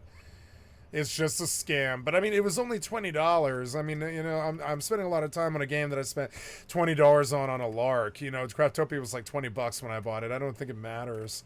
So yeah, but I wonder sometimes, am I missing a good game? Because it's like sometimes I'm like, oh, I want to play Genshin, but Genshin doesn't have building, and Genshin's kind of one-dimensional sort of. But I don't know. I thought maybe this might be a better like Genshin. No. It looks good. It looks like a good game. Point? And we gotta claim mission rewards. Claim mission rewards. Where's skill? Like, I want to see that menu again. Defeat 5 goblins of level 1 or more. What do you mean level 1? Where's the level 1 goblins? These guys are level 8. Break that? No. Alright, did we get any more? Oh, we got a skill point. I wonder, there's gotta be like a leveling jump. In Jitsu. Gain increase in...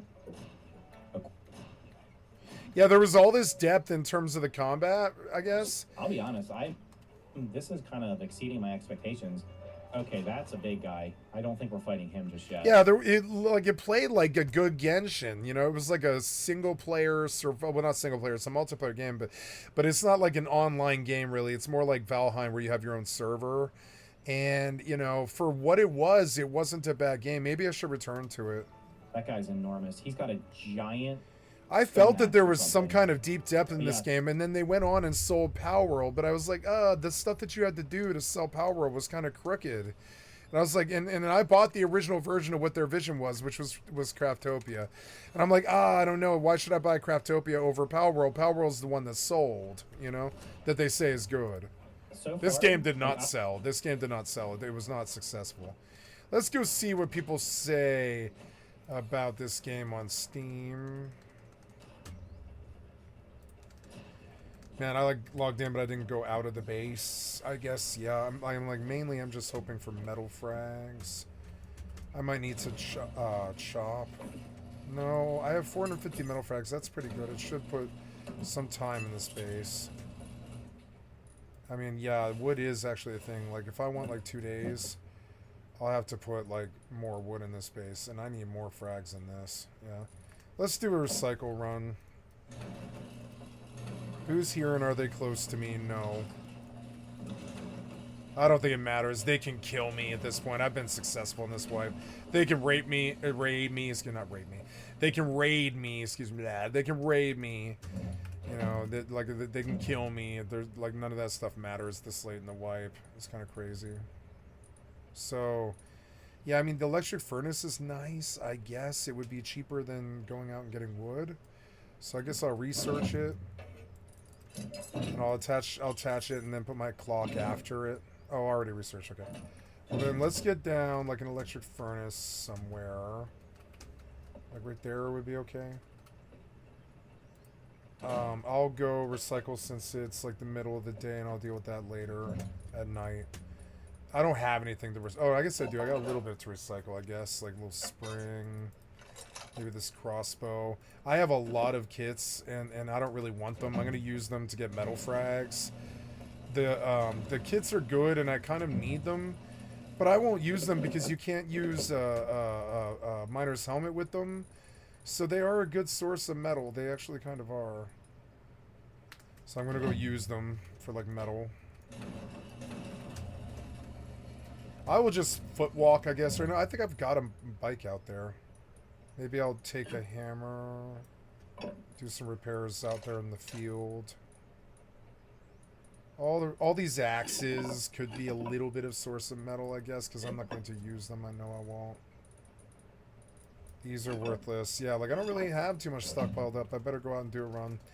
I was going into this like I wasn't really knowing. Frame rate's good, actually. The frame rate is something I'm impressed by. Yeah, look, this is silky, honey, pussy smooth. Played it, and I know they had worked on it a lot and had done a lot of updates. I think they did a complete overhaul of the game. Oh, they did. Oh, I didn't know that. It feels like a lot better than it did the first time I played it. Yeah. But I mean, I don't know. It's Apparently kind of there's a lower kid's level goblins game. somewhere. Are these guys lower level? 'Cause It's they're like a not kid's village. Zelda game, Let's go find though. out. It has depth because it's cool. Also, my hunger like drain's not, Power like, World, but it's excessive. still like a kid's game, What level are you though. guys? Level 4. Well, I don't know. It has like some good RPG stuff to it. Has like a Souls-like combat. Ooh, they hit me for 17 there. Where do I do the power attack?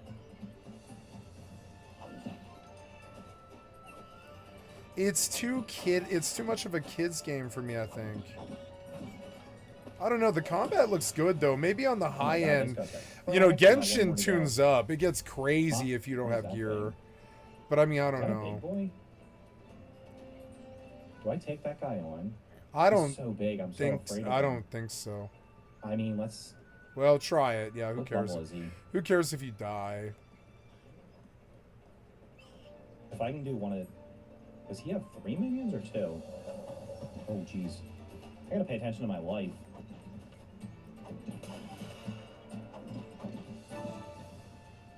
Alright, I will take him on one at a time if I can. Yeah, these guys are not hard. He doesn't It's a seem to be kid's aggro just game. yet.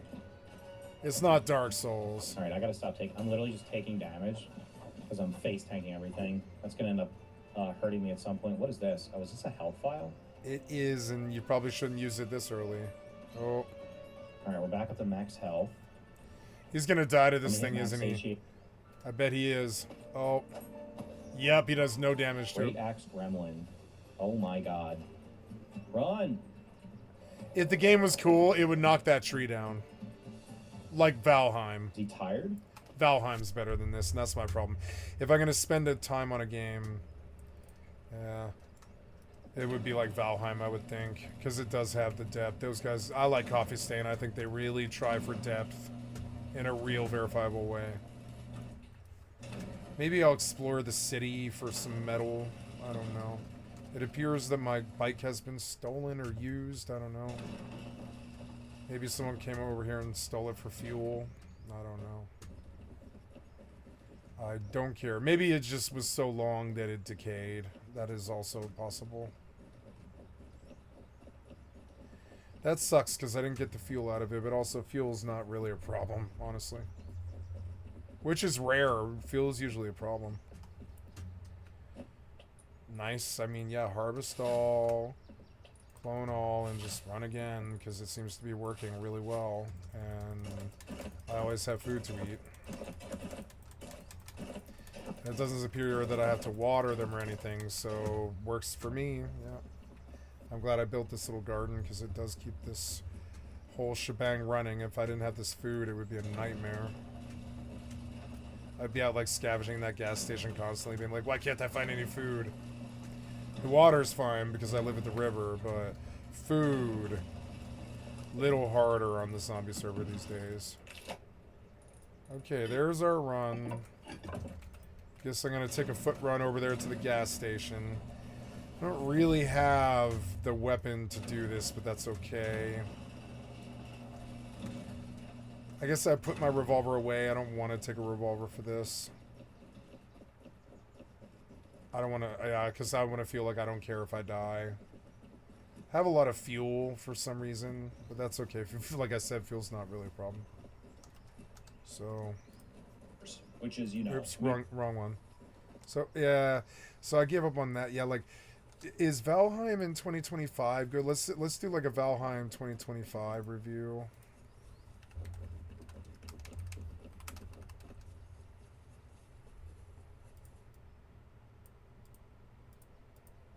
Ugh.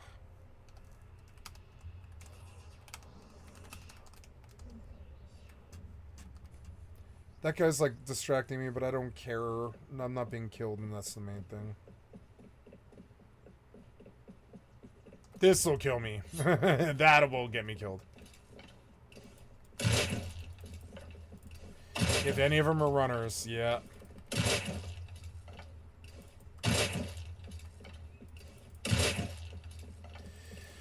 This combat is simplistic compared to like Mortal. It's not though. It's not really though. If you have a gun, it's not simplistic. But killing the zombies is sort of simplistic on this server. I didn't really think about it like that before, but nice. I mean, pulling a double barrel, I'm not complaining. Hells yeah. Pulled the double barrel. Hey, a motorcycle. That's good. We'll recycle and then repair. And we'll run to the mining outpost. Generator's good metal. That's good. That's probably like 200 metal frag. Ooh, computer station. I'm happy with that too. That's real good. I mean, I want to recycle it honestly, but I wouldn't mind training it.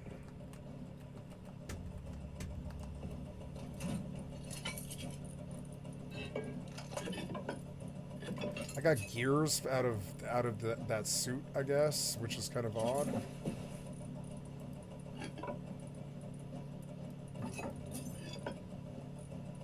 I'm just gonna start grinding the gears because I need the goddamn metal frags.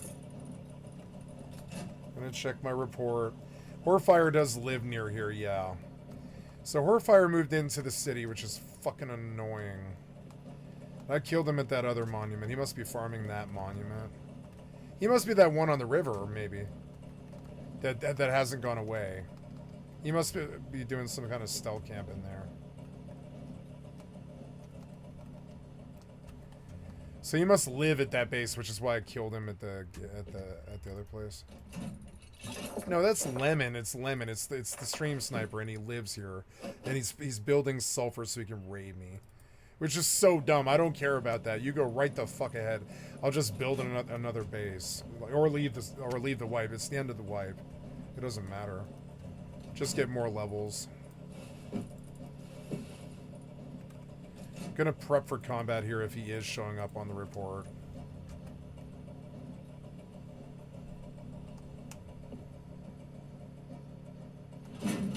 I'm gonna go loot his monument. All right. Oh no, never mind. I'm gonna take these metal frags home because I'm fuck rich now.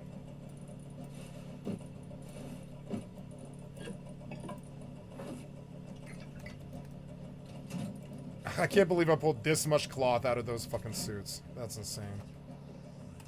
Why do I keep something sneak right next to me? What's going on?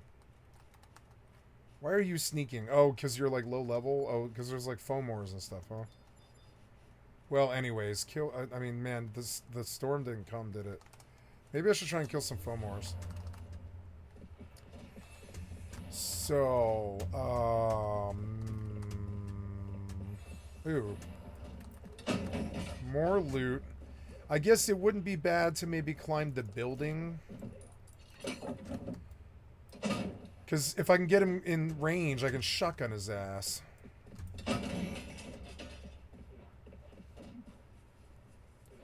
I'm just going to prep for a fight. I'm not scared of him. I've never been scared of him.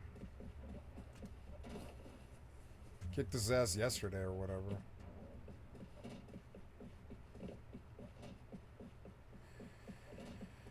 Yeah, I guess I'll ride.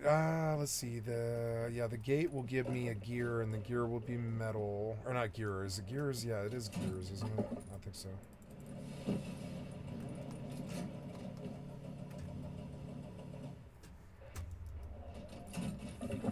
I don't know. This is a lot of stuff I should just take home first real quick.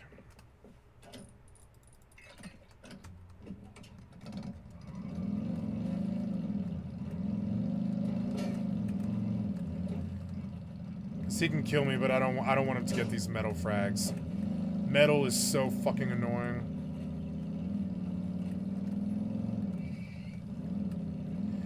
It annoys me that the only other person on the server is right next to me. It's so fucking annoying.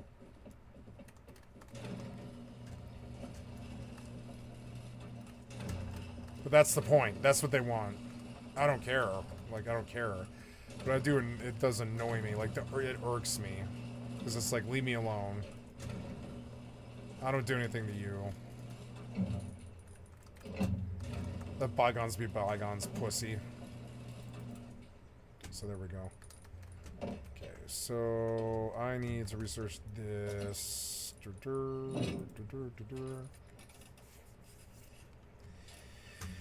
You know, I have the fuel to pretty much shut him out. I don't know. Like, yeah, like I could pretty much shut him out. Like, let's see. It's I don't know. It's 1, 2, 3 garage doors, or he can pop right here. He can come in from the side right here, and he can circumnavigate 2 doors that way and just come in for the TC. If I move it here, it's just closer for him. So I don't know. It doesn't matter. I will seal that now. It's expensive to seal that. Yeah, I mean, this is good upkeep that I kind of need, so I won't. But, I mean, I'm going to go out to the other monument and stuff. I should seal that, honestly.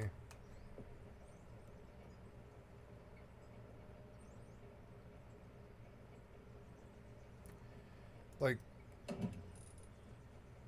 I don't know. I could spend the materials to do it. It's really expensive. I don't need to seal that. I'm not worried about a raid. If this idiot wants to spend that much sulfur, he can go right the fuck ahead. And that much of his hours and time. You go right the fuck ahead. I mean, I couldn't care less, honestly. That's rust. I mean, you lose bases from time to time. I don't care.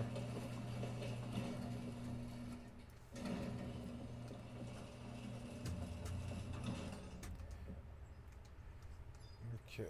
Let's kill Fomor just because I haven't done that yet. See what happens. What if I can get a codex off them? Can you get codexes just directly from Fomors? I can't remember. Maybe it drops loot? I don't know.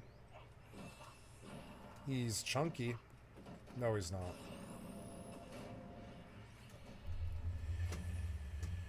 Alright, well.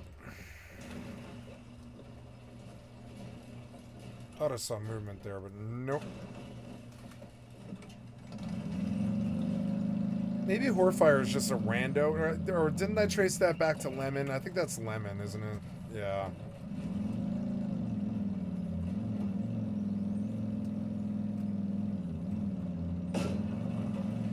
Problem is, that might be a different hacker. Could be a different hacker. That's another problem about the internet. With all these stupid ass rando bullies that have no fucking clue how much damage they do, or they know how much damage they do, but they don't know how dumb it is, you know. And so like that's the other problem is they're like often their nature is so anonymous that I don't know which one it is sometimes. Now we see a bed here. That's no good. That's got to die pretty much immediately. 1 of 2 beds, and yeah, I just don't want that there. I really don't want that there.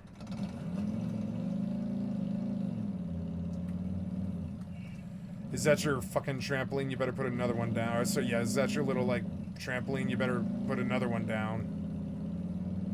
Your trapeze rescue.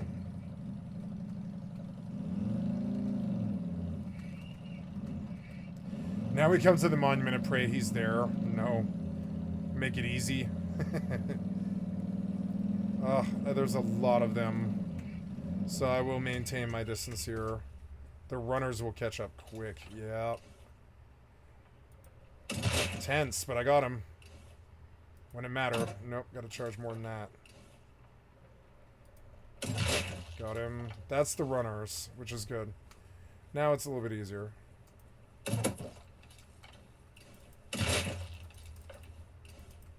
There's a bear. But he's not metal frags, which is what I need. He wants the bear. You want to fight that bear? Okay, I want to full charge an arrow. That works for me.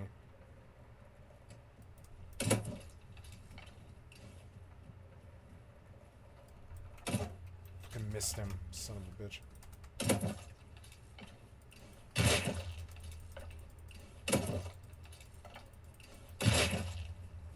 Should pick up all these arrows because I'm probably going to get another horde like the same size or whatever.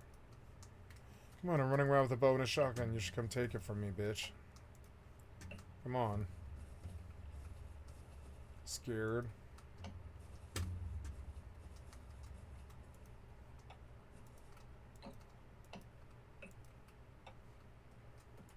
Should have made shells while I was there. I didn't think about that.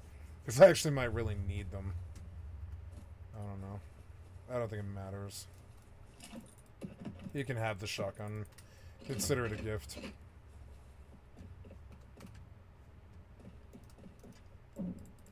Nice, that's good metal. It's kind of stuff I was hoping for. Yay, good metal, good metal. I love good metal. It sings in my blood.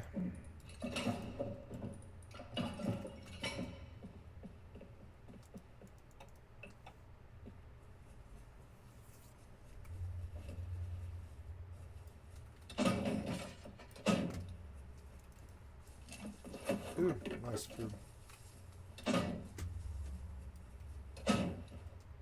So is that him? I don't know.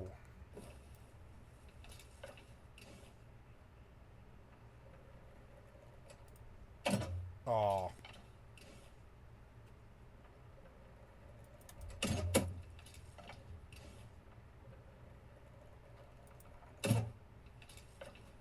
He went swimming to get away from me. That bastard. I don't want to go across the river. Maybe I can peg him across just for the XP, I guess. I'll kill him. Why is this still here? It's some kind of weird thing.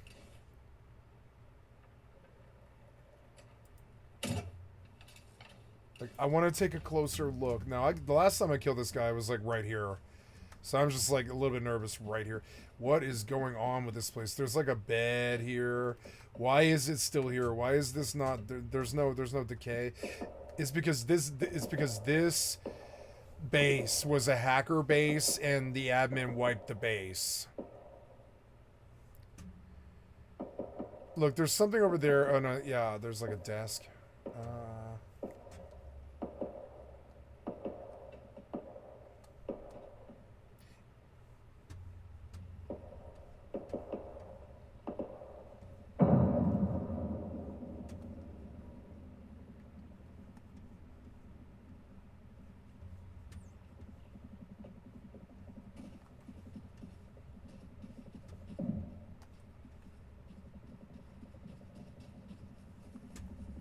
Patrol always comes when I'm here. It's so annoying.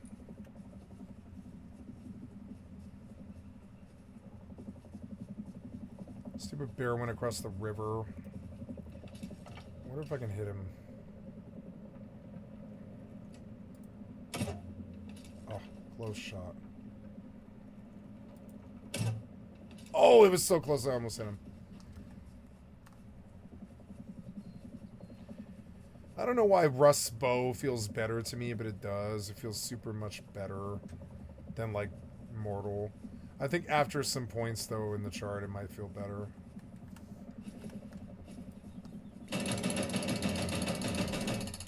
Is the patrol helicopter on me? It sounds like it kind of is. I don't see it, though. Do I have a runner? No, but I have a pack.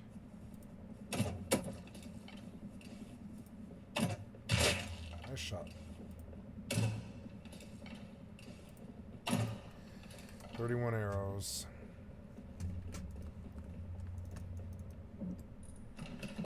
More metal. Now that I've aggroed the pack, I kind of want to leave.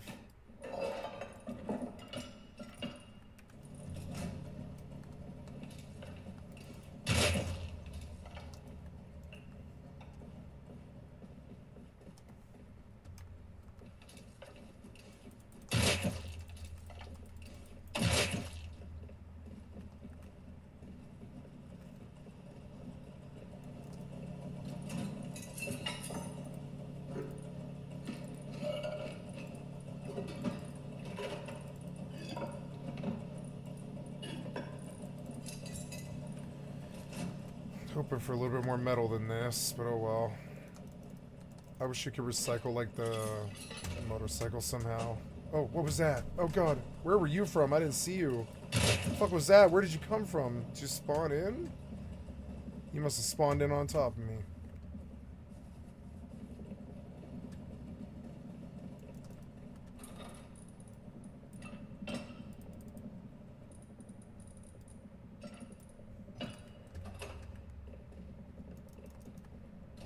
Look, 270 metal frags. Not bad, not bad. I think I should run the town. Because I have kind of a bad problem with metal frags and I should address it. Maybe the pylon will help. Let's see. Maybe the pylon will give me something real good. They don't generally, though. Sometimes there's like a milk crate with something nice. Generally, it's like 3 barrels, though. It's annoying. It's not enough. It's weird that this thing is like a mini monument, but it's got 3 barrels, like the side of a road, you know? So it makes it like not much better to climb it than staying on the road. Walking down like 100 feet. Well, we got some stuff. See what the other pylon yields. This one, it doesn't take you to the gas station, does it? No. Oh, yes it does. Yes it does.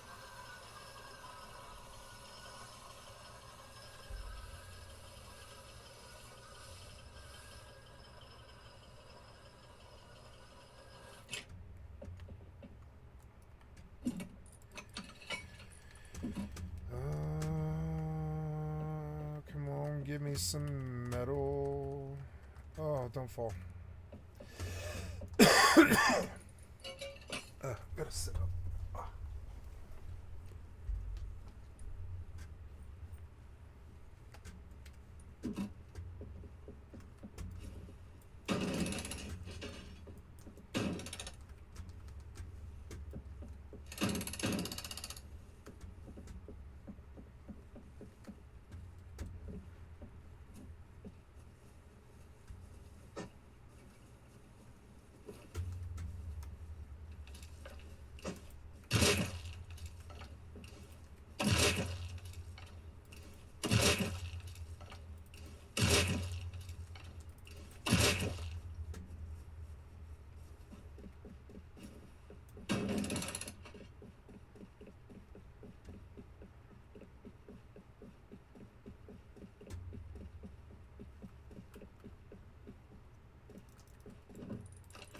Yeah, we got a little bit, but not enough. Reading for metal and I'm not getting it. It's annoying me. Alright, let's recycle. Gotta get what I can get. Not enough.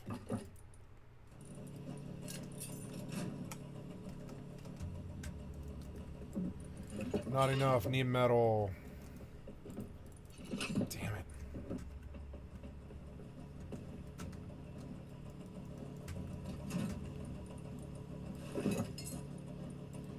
I don't want to have to carry it. I'm just going to recycle it.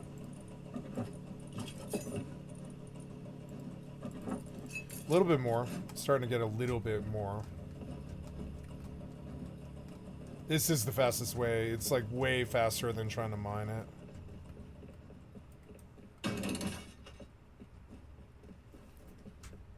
It's like results right away. Metal frags like right away. That you just put in the TC and you got your upkeep paid. I shouldn't have made the base entirely metal. I should have just done this single 2x1 and kept the rest like wood, frankly.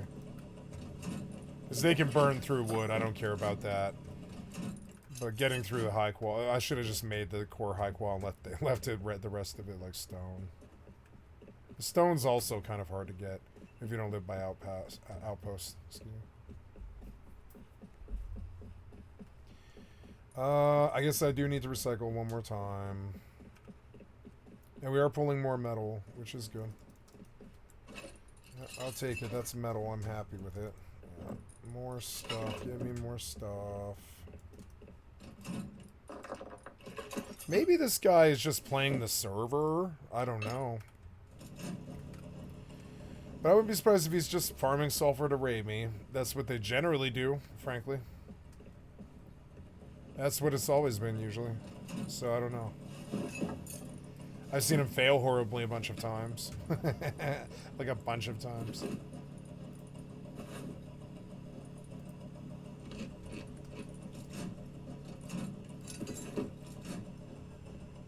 I don't like opening the report and seeing somebody. I think that's the whole point of it.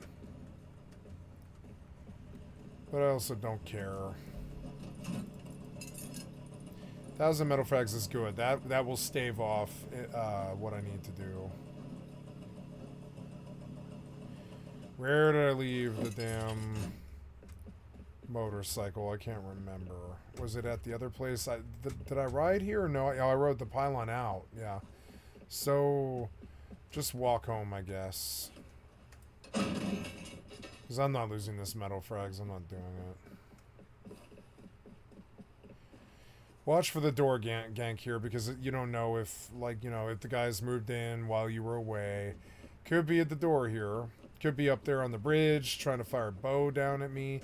He knows I like to run this little rim here, so a better place is here. See it?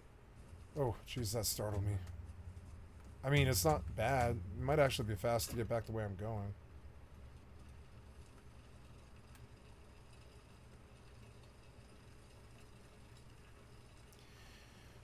This thing's shot. It's like, I don't know. I could repair it, I suppose. I would.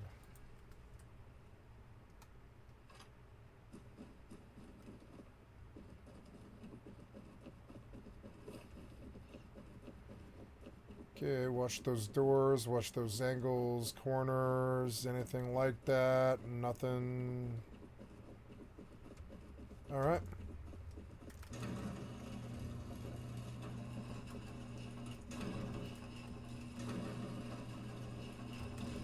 And now I can log off Rust for the evening. Actually got the metal I needed. Stuff this wood in here just to burn it. Actually, that's a lot of wood. I'm going to take like half of that. Okay, now we're looking at 24 hours. That's real good. I like that. That's about right for like 2 runs a day, something. And I'm about to get a level. Like the next time I hit a tree or something, I'm gonna get a level. It's oh no! Oh look, I got more metal frags. Right on. Maybe. Oh no, I guess I should make some shells for the shotgun. So I'll take some stone. And I will take some GP. Any other GP? Thought I cooked GP. No. Yeah. No, I guess not. There's a shell. Anyways, there's sulfur.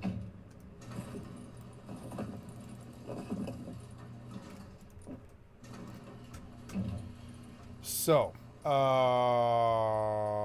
Yeah, I think that's everything here. Yep, so we will make some shells, as much as we can get. No duplicates at all, huh? You don't like giving duplicates for those? Alright, well. It's enough to stop the stream snipe. That's the main thing.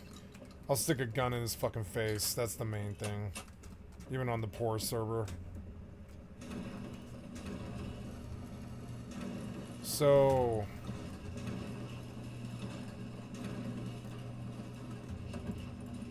okay, I'm gonna pull charcoal out and dump metal in.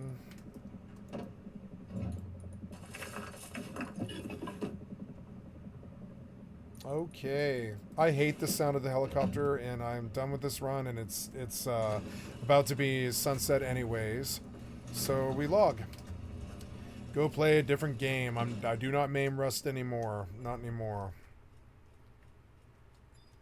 108 gil, which is real good. They're like humanoids. I wonder if they drop anything. Like, if they drop the codex, I can just throw it up in my bazaar and sell it for like 10k and make an instant 10k to the next person that walks by. I'm sure whoever sees it will just snatch it up. And it's like, and so yeah, I didn't know Fomor is popped here. But okay.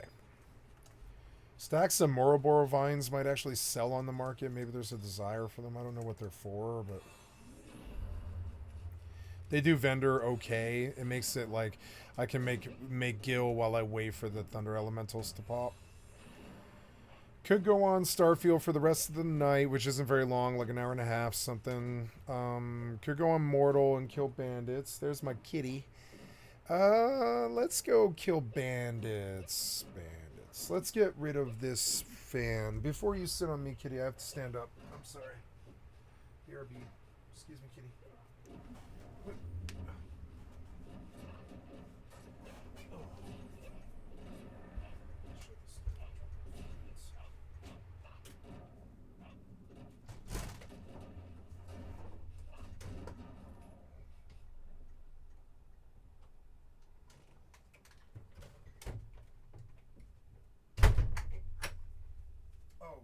forgot, but I got you some kibble.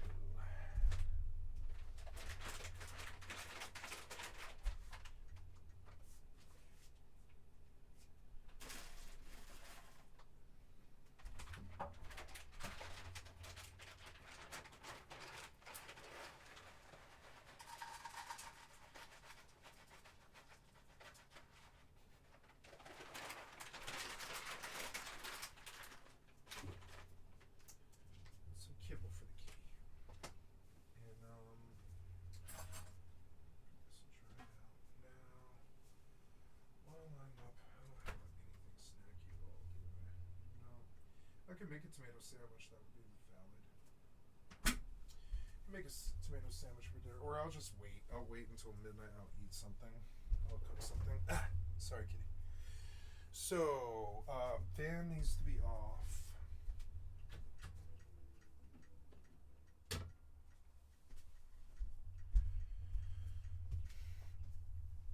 I'm learning that if you walk like 5 miles a day, you should probably get like 2 meals, because the calories. Yeah, like I probably I burned 1,000 calories today, and I probably only took like probably 600 or something. And so yeah, probably be good to buy a second meal, or like so to eat a second meal maybe.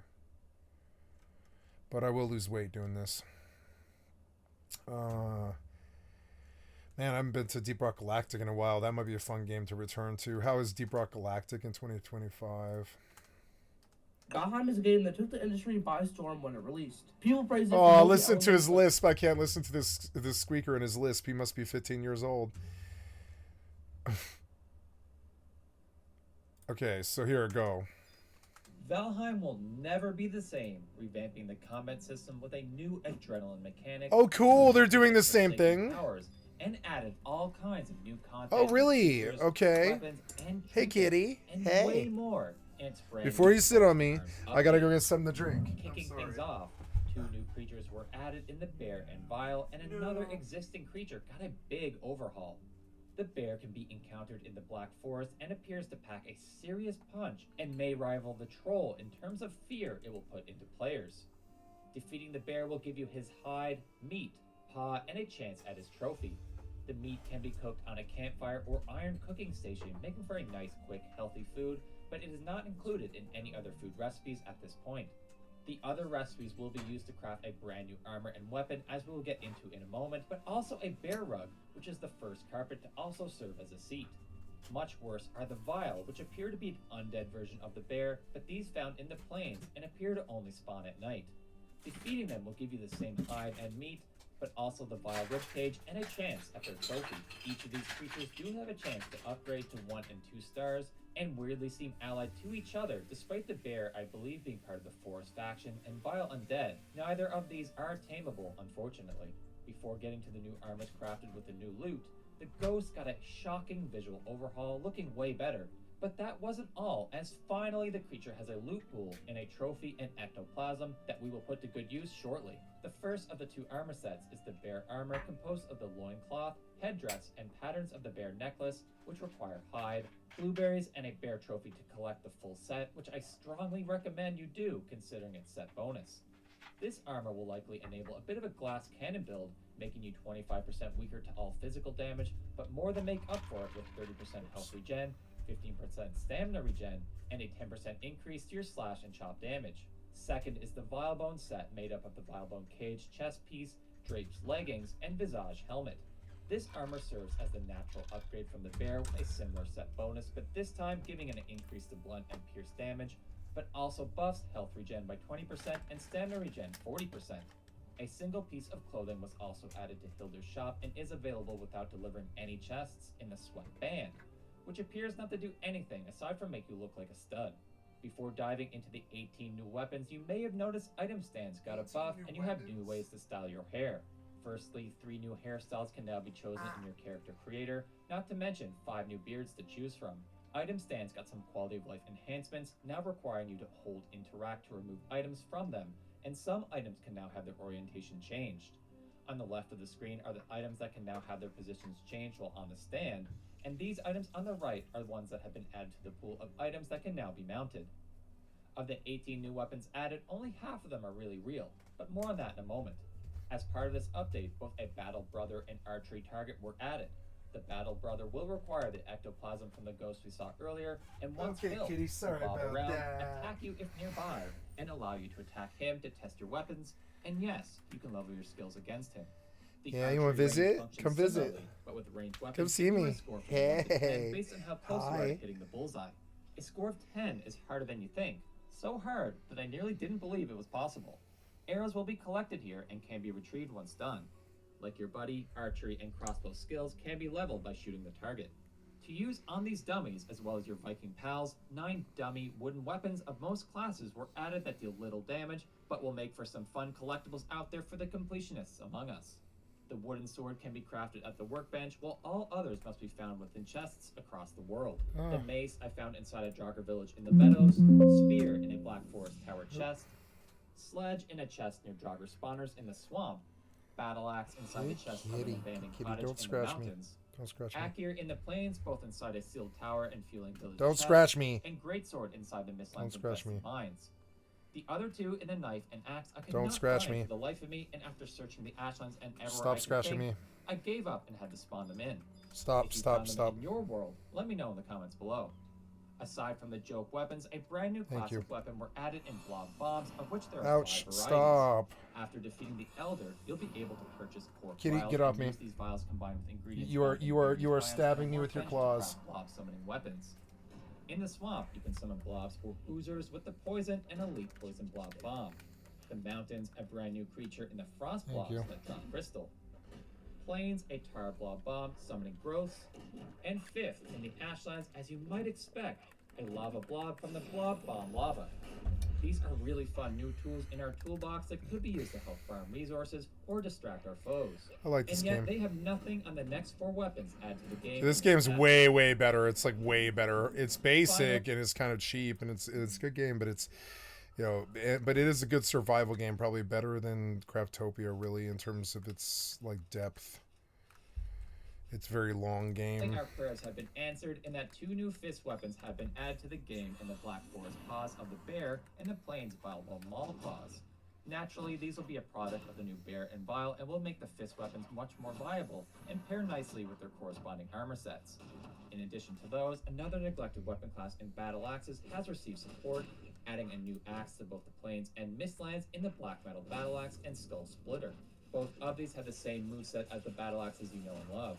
The splitter, in particular, is easily the nicest looking axe Irongate has ever produced.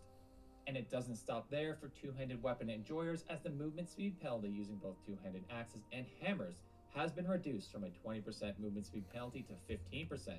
Better yet, tower shields received an even bigger buff, now down to a 10% movement speed penalty compared to the previous 20. I've long criticized these weapon and shield types, and finally they may just be viable. Blocking also got a huge upgrade, with parrying, or otherwise known as perfect blocks, will now consume 0 stamina. You heard that right, 0. In my opinion, this might be a little broken for the most talented Vikings, but we'll see how it pans out.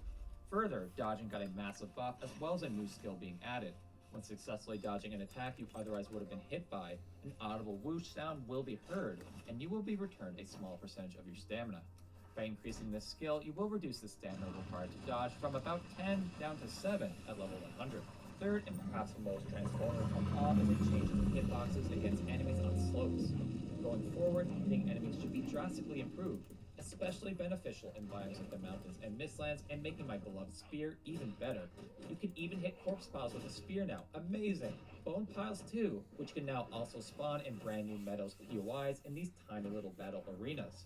Rumor has it, only 5 of these can spawn in any given seed, and will serve as another rare meadows point of interest, like jogger villages. Next up, and before getting to the best part of this patch and brand new mechanics and trinkets, a huge overhaul was made to the game's Forsaken powers, with each of them being improved, with one arguably receiving a nerf. Plus, their descriptions have been expanded with more detail. First is Eikthyr, which has expanded. That's cool. You can see like how sharp my feet, my boots are. Swimming. Second is the Elder, which If you now, kick in someone addition with to that, increasing it'd damage fuck while them up so wood-cutting, bad. will also deal more damage Ugh. mining, with a 60% increase to both. A welcome and I think appropriate change. Furthermore, it will also give a nice 30% boost to your health regeneration. Third is Bowmass, who I think was slightly nerfed, but you'll have to let me know in the comments below. Going forward, it will give you a 25% reduced damage to Good all kitty. physical types, down from a 50% reduction. To compensate for the nerf, you'll receive a 100% reduction in block stamina usage and receive 5 stamina back when successfully blocking. Motor got perhaps the biggest glow up of all, with 300 increased carrying capacity and a 50% frost resistance added to the existing constant tailwind while sailing. This power is just pure awesome now for any explorer. Fifth is Yagluth, who is easily the most eclectic of the bunch, now giving a 50% reduction in lightning damage, plus 25 to your farming skill, and a 10% increase to your overall damage output. This power now has a bit of everything, but perhaps the best part is the increase to your farming skill that, when combined with the harvest clothing, will go crazy. Sixth is the Queen, who retained her 100% increase to item regeneration, but now instead of mining efficiency taken by the Elder, will reduce stamina consumption by sneaking to 0 and give you a 50% reduction to poison. Like Yagluth, this one is a bit of a hodgepodge. Lastly, Fader will reduce inflicted stagger by 50%, provide 50% reduced damage from fire, and easily best of all is a 100% increase to adrenaline gain. To explain, adrenaline is the brand new combat focus mechanic that, paired with any of the game's 13 trinkets, will give insane buffs. Going forward, whenever hitting an enemy, triggering your Forsaken power, executing a perfect parry, block, or dodge, your adrenaline bar will fill while you have a trinket equipped. The magnitude of the damage you deal appears to fill the bar faster, and parries seem especially productive. Once full, you'll get a buff based on the trinket that will display in the top right of your screen. Even nuttier is that these don't have a cooldown. As long as you're dealing enough damage and nailing your parries or dodging, you can pretty easily string adrenaline triggers together. Keep in mind, though, that the bar will dissipate as you leave combat. In total, there will be 13 trinkets for you to acquire, with 2 unlockable per biome starting in the Black Forest, with the Ocean offering a single one, with all requiring a level 1 workbench to craft, assuming you have the ingredients. First, in the Black Forest is the Heart of the Forest that will give you a 25% health regeneration buff for a full 60 seconds, requiring 50 adrenaline to charge. Second, and my personal fave for the biome, is the Bronze Pendant, increasing stamina regeneration by 25% for a full minute, also costing 50 adrenaline. Moving into the swamp, you have the Iron Brooch, which will Hey, give I got a you ride. 50 health and 20 armor for 30 seconds, needing an increased 65 adrenaline. Second is the Nimble Anklet, will boost your movement speed by 15%, giving you 50 stamina, and lasts for half a minute after accumulating 60 adrenaline. The Single Ocean Trinket is Winds of Destiny, which naturally boosts swimming speed by 50% and swim stamina drain by 80% for a massive 2 full minutes, and only needs a measly 10 adrenaline. I can only imagine this paired with the Drought of Vanadir.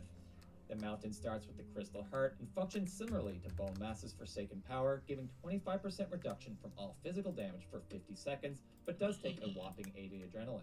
Wolfsight, on the other hand, is more aggressive, with bows and spears giving plus 20 to both those skills and a 10% buff to pierce damage for 30 seconds for 55 adrenaline. The Plains is where trinkets get spicy, starting with the Evasion Mantle, which, as its name implies, reduces block stamina, increases your parry bonus by 50%, and ups your dodge skill by 20 for a whopping 2 minutes for only 60 adrenaline. I think this one is foolish, and I think will definitely get nerfed. For the club enjoyers out there, the Bracelets of the Brave give you 100 health, raise your club skill by 20, and blunt damage by 10% for 1 minute, and a surprising 85 adrenaline. The Mistlands naturally yields our first magic trinket in the Pulsating Earrings, which will be a must-craft for mages, bumping up item regen by 25% for 60 seconds, requiring a reasonable 65 adrenaline. On the other hand, the Resounding Shackle looks excellent for sword and axe players, giving 100 stamina and a 10% increase to slash damage for a minute, using a surprising 75 adrenaline. Of course, the Ashlands has to outshine the Mistlands with the Jormungandling, giving 100 Iter and an incredible boost to both blood and elemental skills for 60 seconds, requiring a reasonable 70 adrenaline. Considering how tough it is to level blood magic, I think this is nuts. Brimstone, by comparison, feels a little vanilla, just giving 100 health and stamina and needing a massive 100 adrenaline to trigger. Overall, Trinket seems sweet, but will likely be rebalanced before its formal release out of the public test branch. They do take another inventory slot, but fortunately, you can wear your strength belt with it despite not being able to wear multiple trinkets at once. Plus, most require trophies and otherwise useless items where we now have a great place to spend them, which I truly appreciate. And if you learned something in this video, I guarantee you'll learn something in this one, and make sure you like and subscribe to Snazzy Games to stay up to date on all things Valheim. Yeah, this was helpful.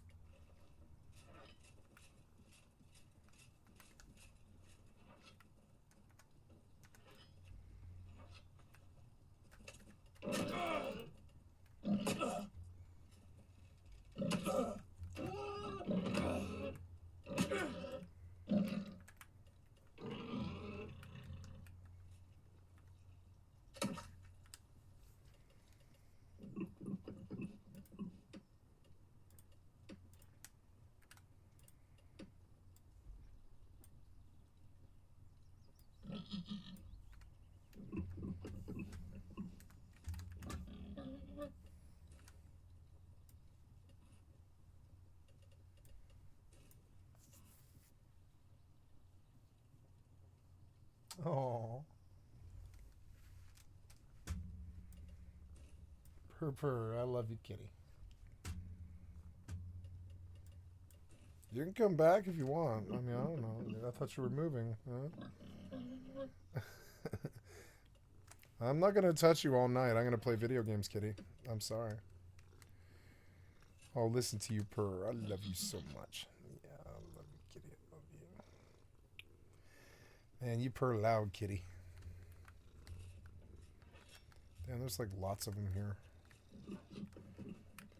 So right below the tower, there's a good spawn. Ah, I can't do anything, you piece of shit software developer.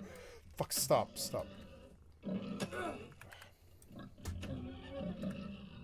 Piece of shit ass software developer.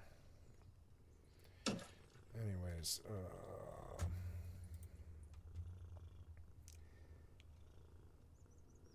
did Donald Trump become Joe Biden? Yeah, I think he did. I think he probably did. Did we feed the piggies? Yeah. So butcher. Oh, listen to that cat purr.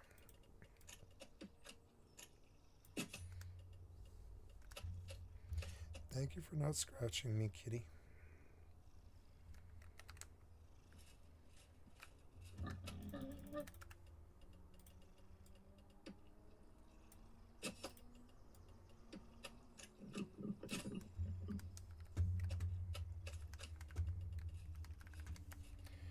And there's houses all around. Let's see if this guy has a pet equipment table. We'll make bags and we'll go to bandits, I guess, because I need... Oh no, I guess I do Fresh Walking Dead General now that there's probably less gankers and stuff. Oh, come back.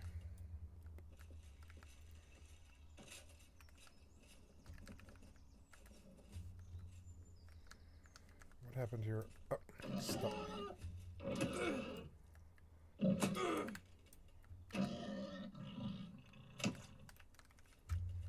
At least they lived.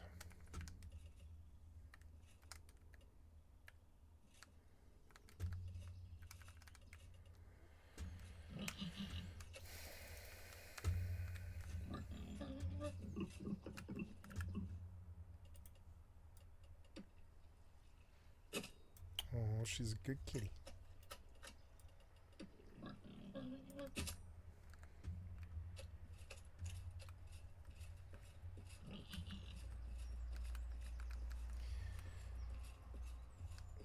A house with no furniture. Well, only furniture, I guess. Only furniture. What would be the point of maintaining this and paying that upkeep if you don't even have like anything in it? There's a real Razorback. Let's kill the... Let's get rid of B. What was this? Oh, yeah. Okay. Abandon. Yes, and then kill you. Stop that.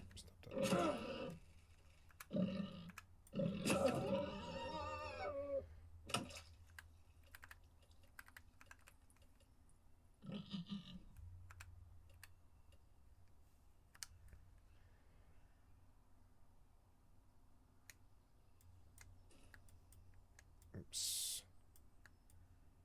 Nope. Okay, so then where the real... Oh, there's the real Razorback.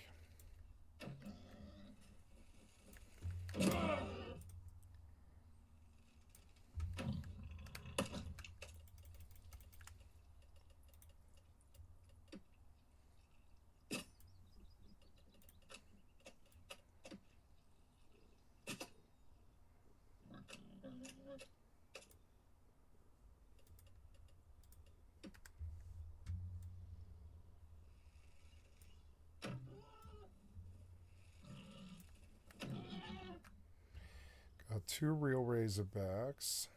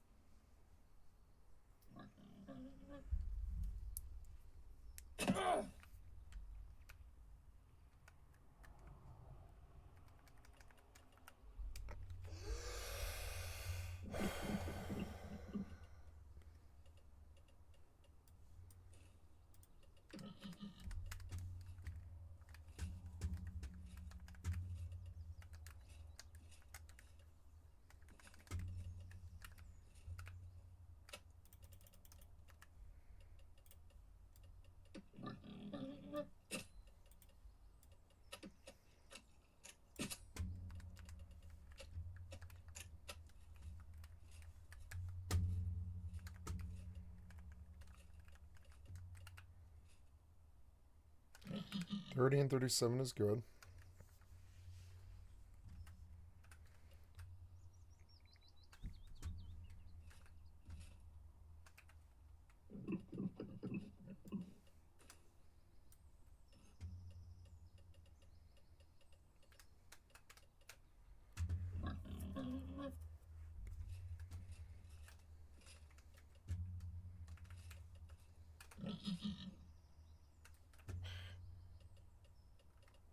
Encumbered by armor weight. What? Oh. One of these is too heavy. Yeah, this thing's probably too heavy. Oh, really? We'll take one of these off then. That's fine. So annoying.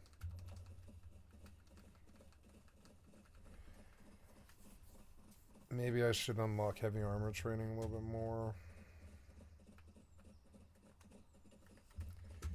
You're behind me, right? Yeah.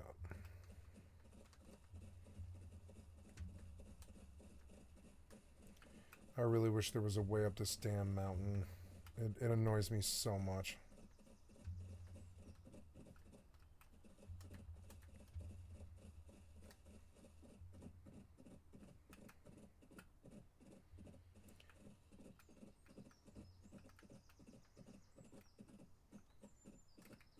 Wait, this kind of looks like a way up.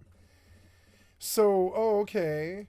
Well, okay, so I can just go up to the tower. Over on the right side of it. I always thought it would be to the left side. I was like, wait, it's too steep on the right side. But no, this did go right to the fucking tower. Look at this. No problem. Just right straight to it.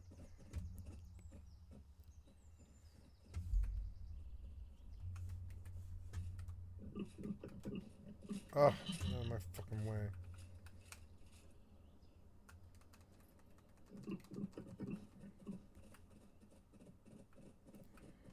Right? Yeah, I think so. Oh no, the tower's over here. I went the wrong way is why. I was like, wait, is there a way up? No, there's no way up that mountain. Like, if you're looking at it from this angle, it kind of looks like you can get up over there to the left side of it, maybe. And what I was thinking, with over here is also true over there, and maybe that's the trick. I kept thinking that it's to the right side of it, over there. Oh, did I die though? No, I didn't die, but I might if I do that. Yep. Get off this pig. Off.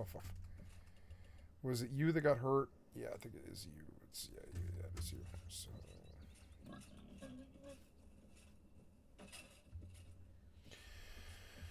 So I went the wrong way, but it does appear that, oh no, I don't know. Yeah, it kind of looks like you can go up by that tower and get up to the tower by my house, and that would be way better than going all the way around to Fab. But like the real trick is getting up the fucking mountain, which makes me think that maybe I shouldn't take Razorback influence. Maybe I should take Spider influence and go find spiders along the cliff face. And tame a spider. Or maybe you can't. I don't know. But yeah, there's like no real way up that mountain. You can't do it right there. It tricks you into thinking that you can, but you can't. You can't get up this fucking mountain. You can go. It's a real problem for me, but you can get up over there maybe, I guess. I don't think so. Look, for looking at it from over here, I don't see where you can get up this until way over there. See it? That's the only way up it. You can go down it, but you can't go up it at all unless you skirt way the fuck over there. So it's just better for me. Oh, let me get down this slope, but it's better for me to just ride through directly at it. Yeah, because you can't get up any other way. No, I'm sorry, you can get up by the house. See that house right there?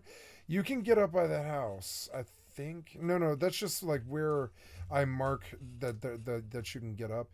But yeah, like, okay, with double pigs, I can just, double ride, like double speed ride, and I'm going to.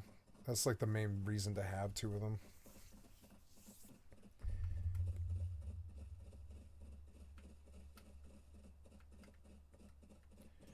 One of the things that sucks about two pigs is they kind of block your shots as an archer.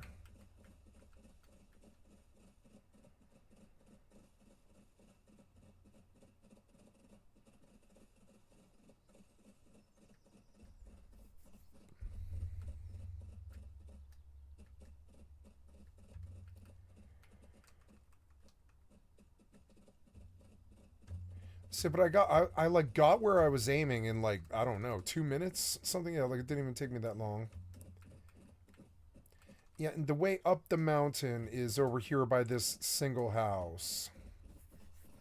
Or well, really, it's like over there.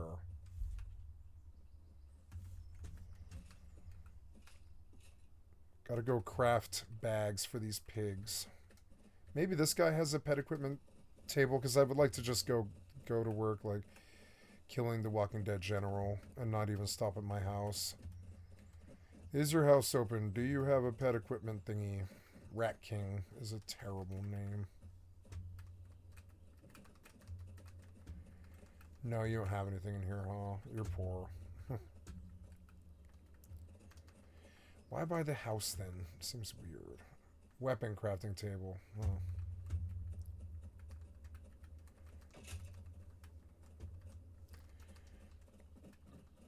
But his house is the entrance up the hill.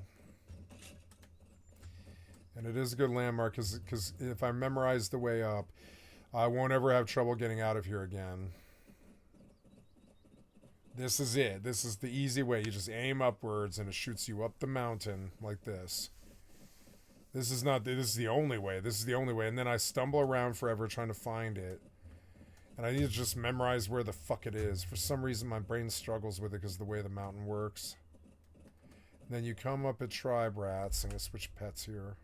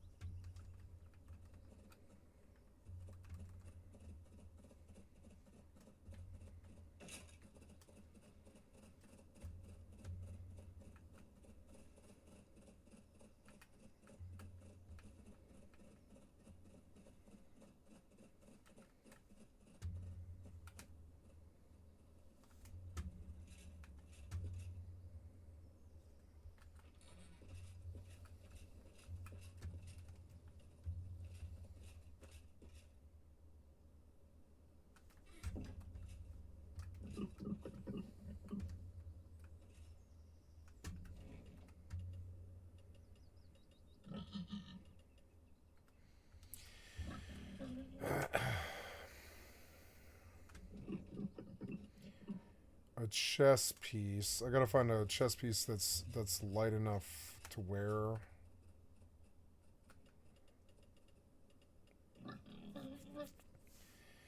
Ugh.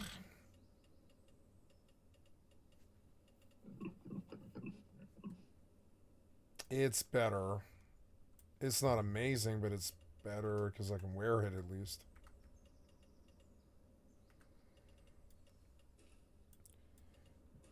I don't know. Maybe I want to wear the heavy chest piece actually, and just wear a lighter arm. Right arm. I need left arm that weighs less than like...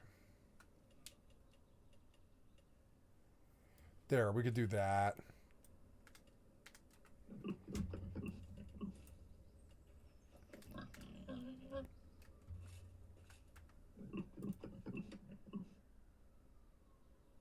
Right under the level. Yeah. So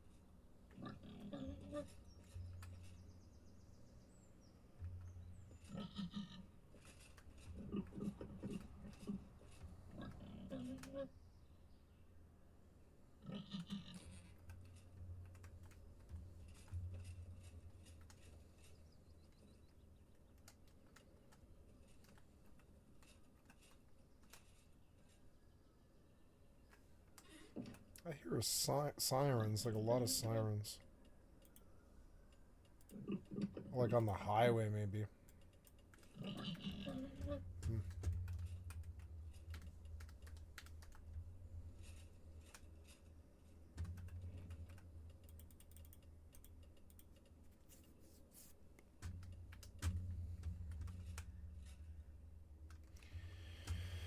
Okay, now we try to go get the undead general.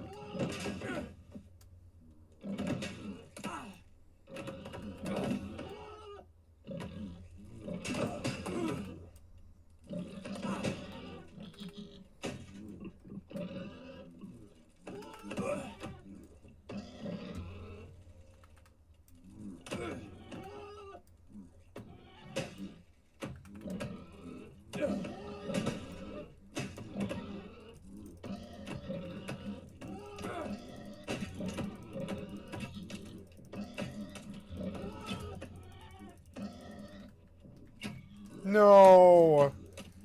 No, why did this happen? Like, why did all these zombies come? They weren't there when I pulled. Fuck was this? God damn it. Fire. Oh god, fire. God damn it. So annoying. I don't know. Maybe handling 2 pigs is kind of too much. I don't know. No, I want 2 pigs. It's so much damage. Alright,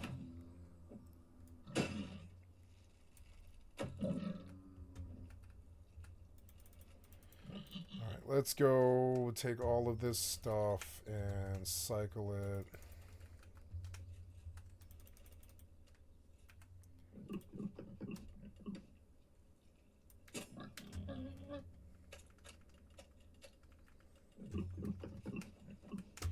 Can't believe I lost a pig in Graveyard because 10 mobs came out of nowhere. This fucking game I'm in, Pop Aggro and goddamn Link, is so fucking annoying. Alright, let's go get another fucking pig. It'll take me, like shorter this time, because I can, like, run the whole way. I'm learning that it's actually probably faster to just take the pass down. I mean, you can run down the mountain, but on foot, it's fucking slow. Since you have to go down the pass anyways, maybe I should find pigs by the... Sorry, since you have to go up the pass anyways. You can go down anywhere, but you can't go up anywhere. So, if I have to go up the pass anyways, I should... Oh, shit. Is that somebody coming out of his base? No. Okay. If I have to go up the path...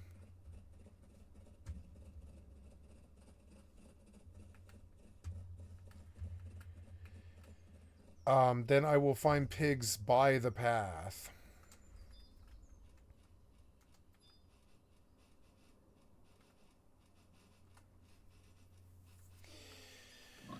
I should bring axes and hit these points. It's just money sitting there. And I see them like all the time. I should bring a couple of stacks of axes here and build a chopping macro.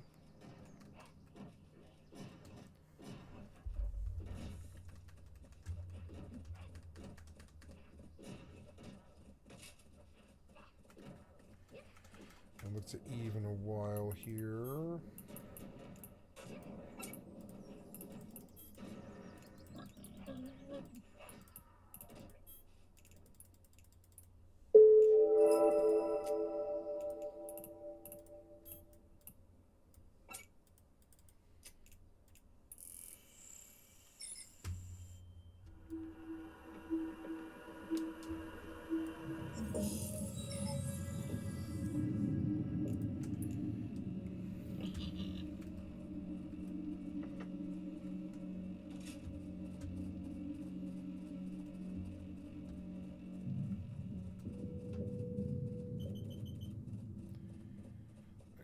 Can you ride down anywhere here?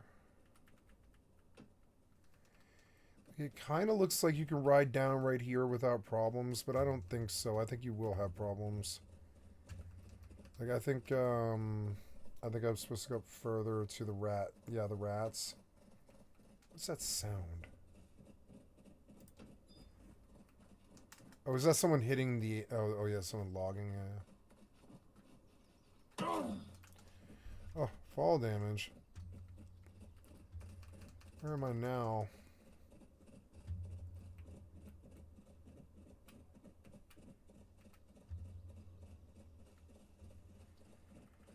Oh, fall damage. Now I have to bandage this stupid pig. This game takes so long. I don't know why I play these bad games. It, like, takes so much of your fucking time. Survival is rewarding. And this game has enough combat where I'm like, it's just enough, just barely enough, where I'm like, it's good. You know, it's a good game, but...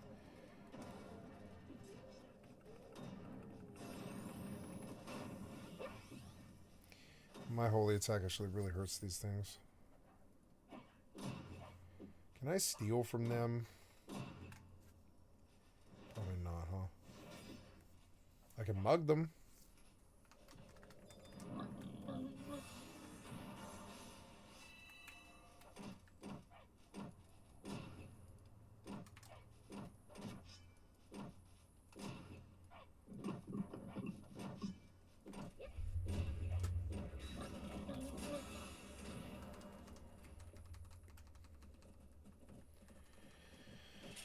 So I'm learning that going down the mountain isn't that bad on foot when you have to go get pigs. You can get down fast. But when you want to go up and down, you should probably go to the pass. Because it's like, by the pass there's pigs, I think. I'm fairly sure.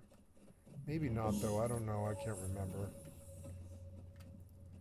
You won't let me up this, will you? And now it's going to be a fall.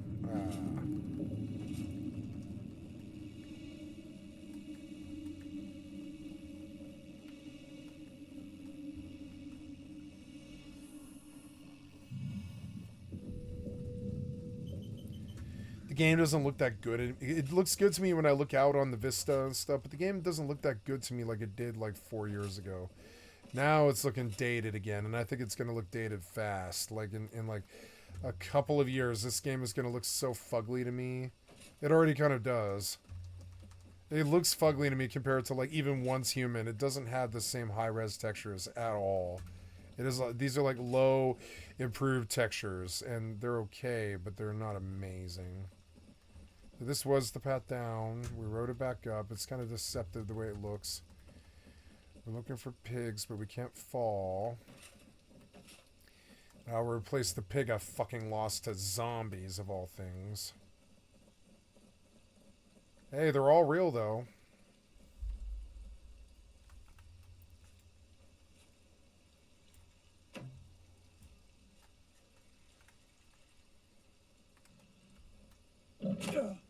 What does Headbutt do? There, stop. There, stop. So it makes the next hit he does really hurt. Okay, that's all it does. But that's good. I mean, that is good.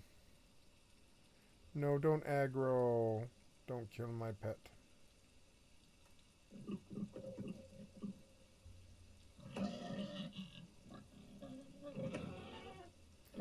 Failed to tame. Why?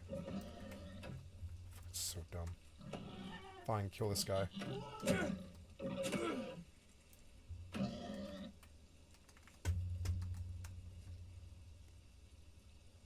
Don't aggro.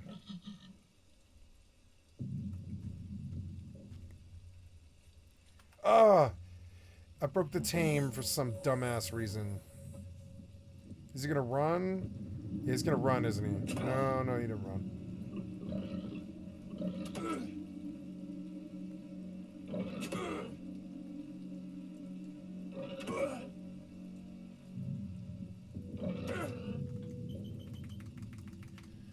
Good, good. 33 and 43, not bad.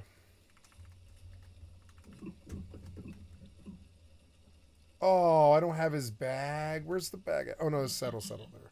So, okay, first of all, saddle. Then, and what else? In my bags, I don't know why I can't access the bag. It's so annoying. There go,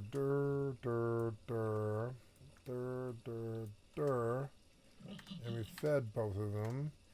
Then we come and we dump A's Forcel's Headbutt. I'm just gonna verify that these are the right pets because I don't even know anymore.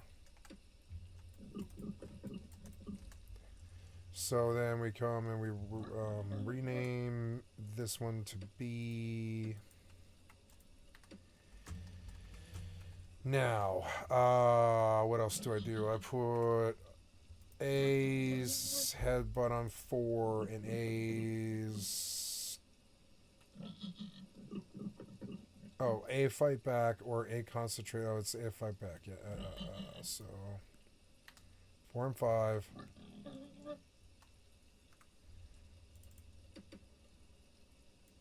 Of course, we'll have let's Fight Back.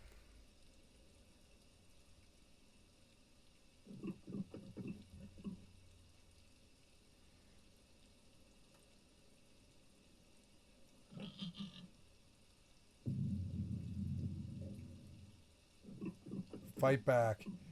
Forceful Headbutt.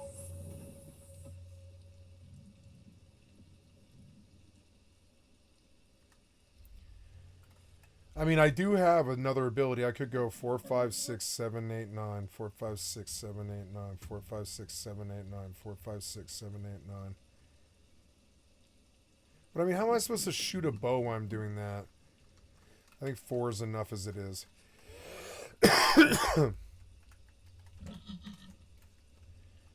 Alright, so B is hurt. Let's get the fuck out of here. We're at the base of we learned that the best pigs are right at the base of the fucking pass, which is like where I should have moved to, but I didn't know. I don't know. I really don't know. Or honestly, I would just build my house down here, honestly, and just ride up the pass to get to Fab. I don't know. I like how close to Fab I feel because, like, it is within a single stand bar ride to the guard. So, like, it's like, unless I ride by somebody who stuns me and kills me immediately, then that's happened once before. But, like, overall, like I can reach the guard from my front door before my stamina meter runs out and they could potentially catch me.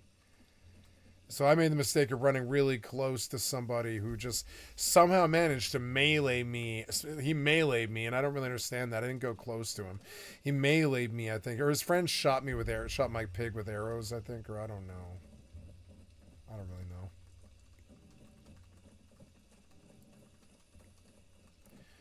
What was that sound? Is it... Oh. It's the Fomor's Elemental.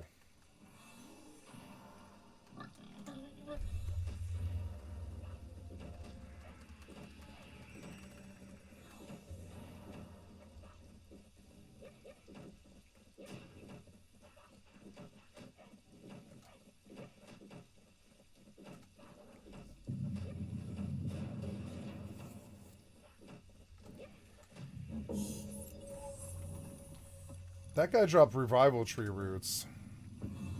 These drop pretty good gil for how fast they die. And pure gil is good, but it's not, like, amazing. Stacks of Revival Tree Roots are good.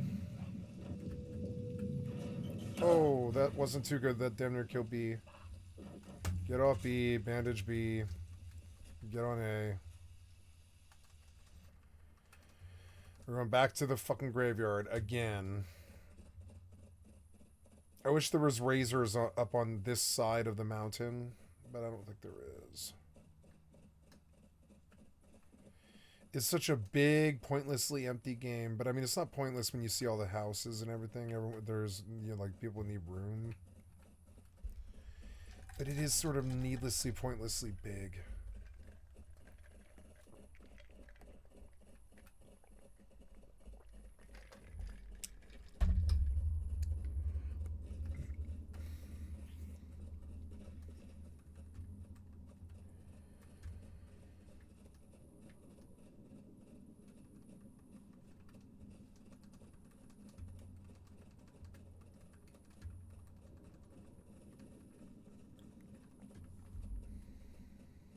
So I don't want zombie aggro, so I prefer to pull on one of these. Oh, did it go Thunder finally? Yes, it did. Yay, go Thunder.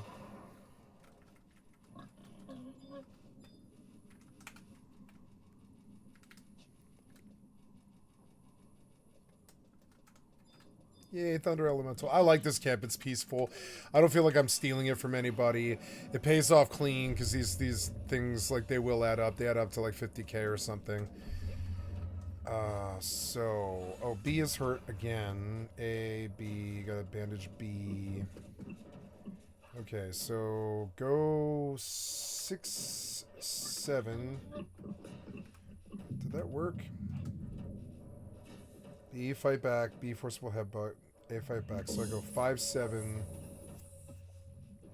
Oh, wait, this is wrong. I'm thinking about this wrong. I'm thinking about this so wrong. So, A, forcible headbutt. B, forcible headbutt.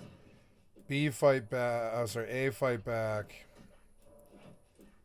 B, fight back. Then get rid of that and that. And that's the proper... I did my bars wrong, is what it was. That's maybe why I lost the pigs. Because I had the bars wrong. No wonder. 6, 7, 4, 5. So 6, 7, and then I sick them.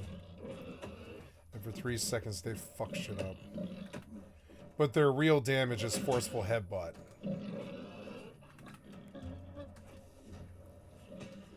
Look, they like two-shot everything.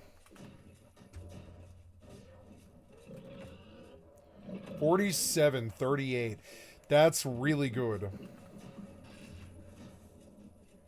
Look, it's like 3D Beastmaster. It's addictive. Alright, let's kill the general now that there's like no link or anything. I don't want any links, so I'll shoot and carry him back here.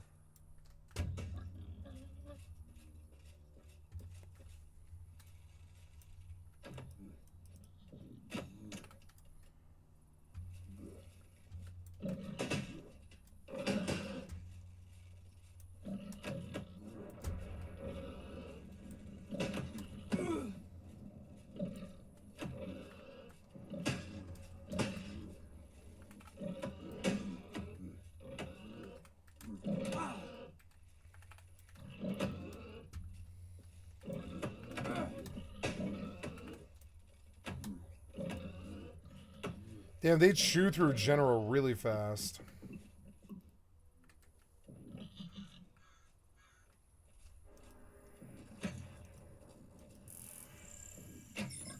$71.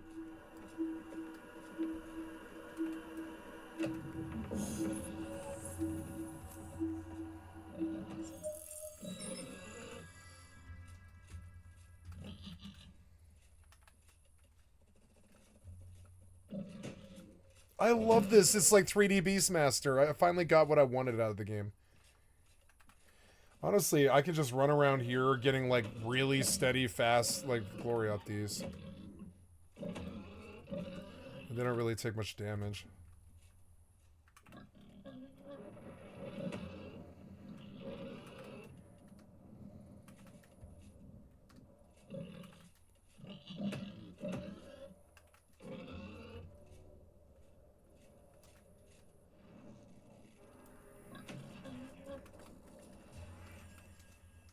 Okay, time to kill this lightning cluster.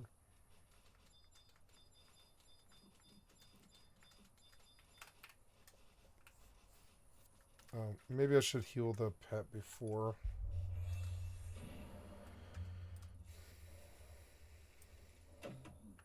You can make money doing this too. I should be looting because I have the room.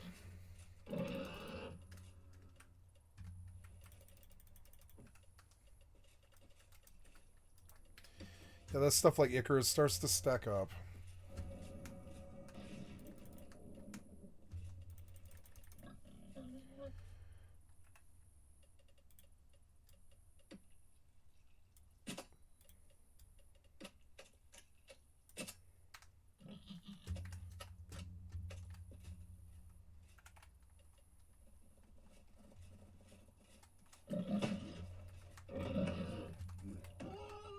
I like watching them fight the zombies. It's actually quite fun.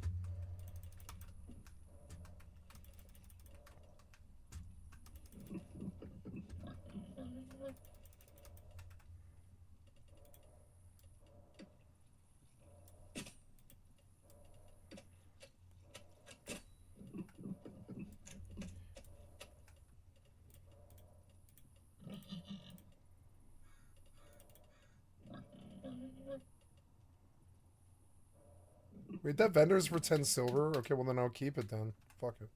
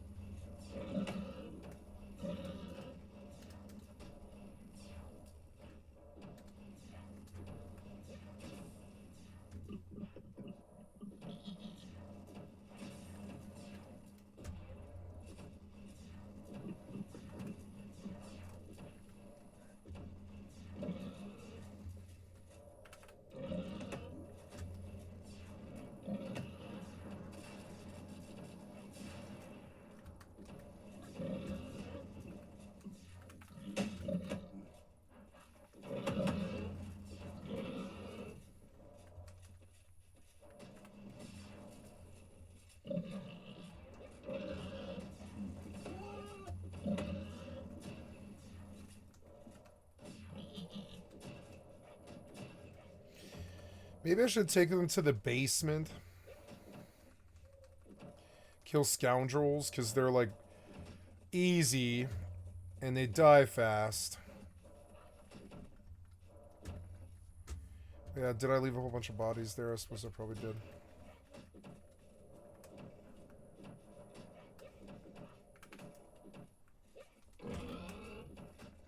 Oh, ARAMs? Oh, Rams, right, yeah.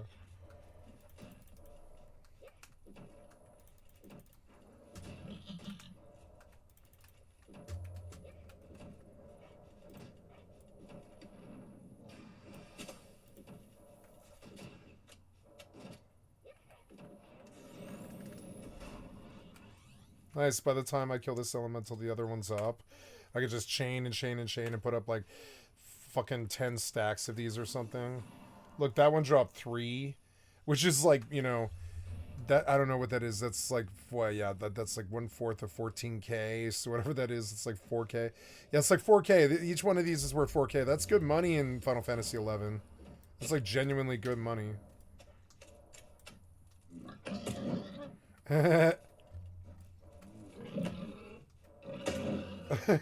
what kind of skill is this? What kind of weapon is Torch? What does Torch have a skill associated with it?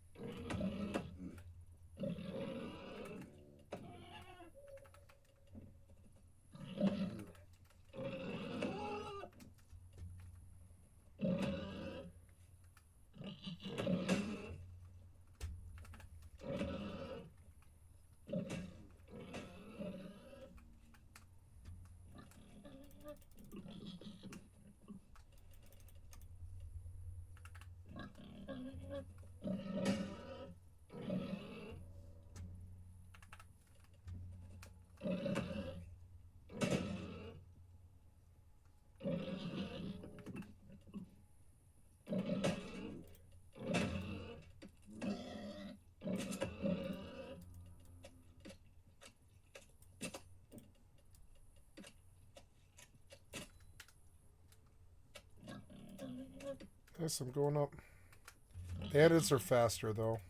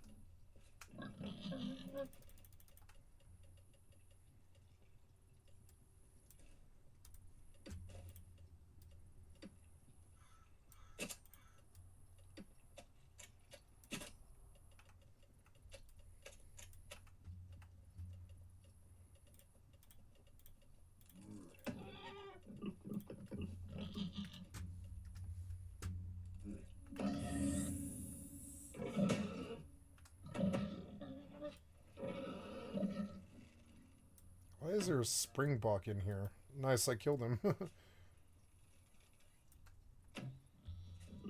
Oh, nice, it's extra meat and loot.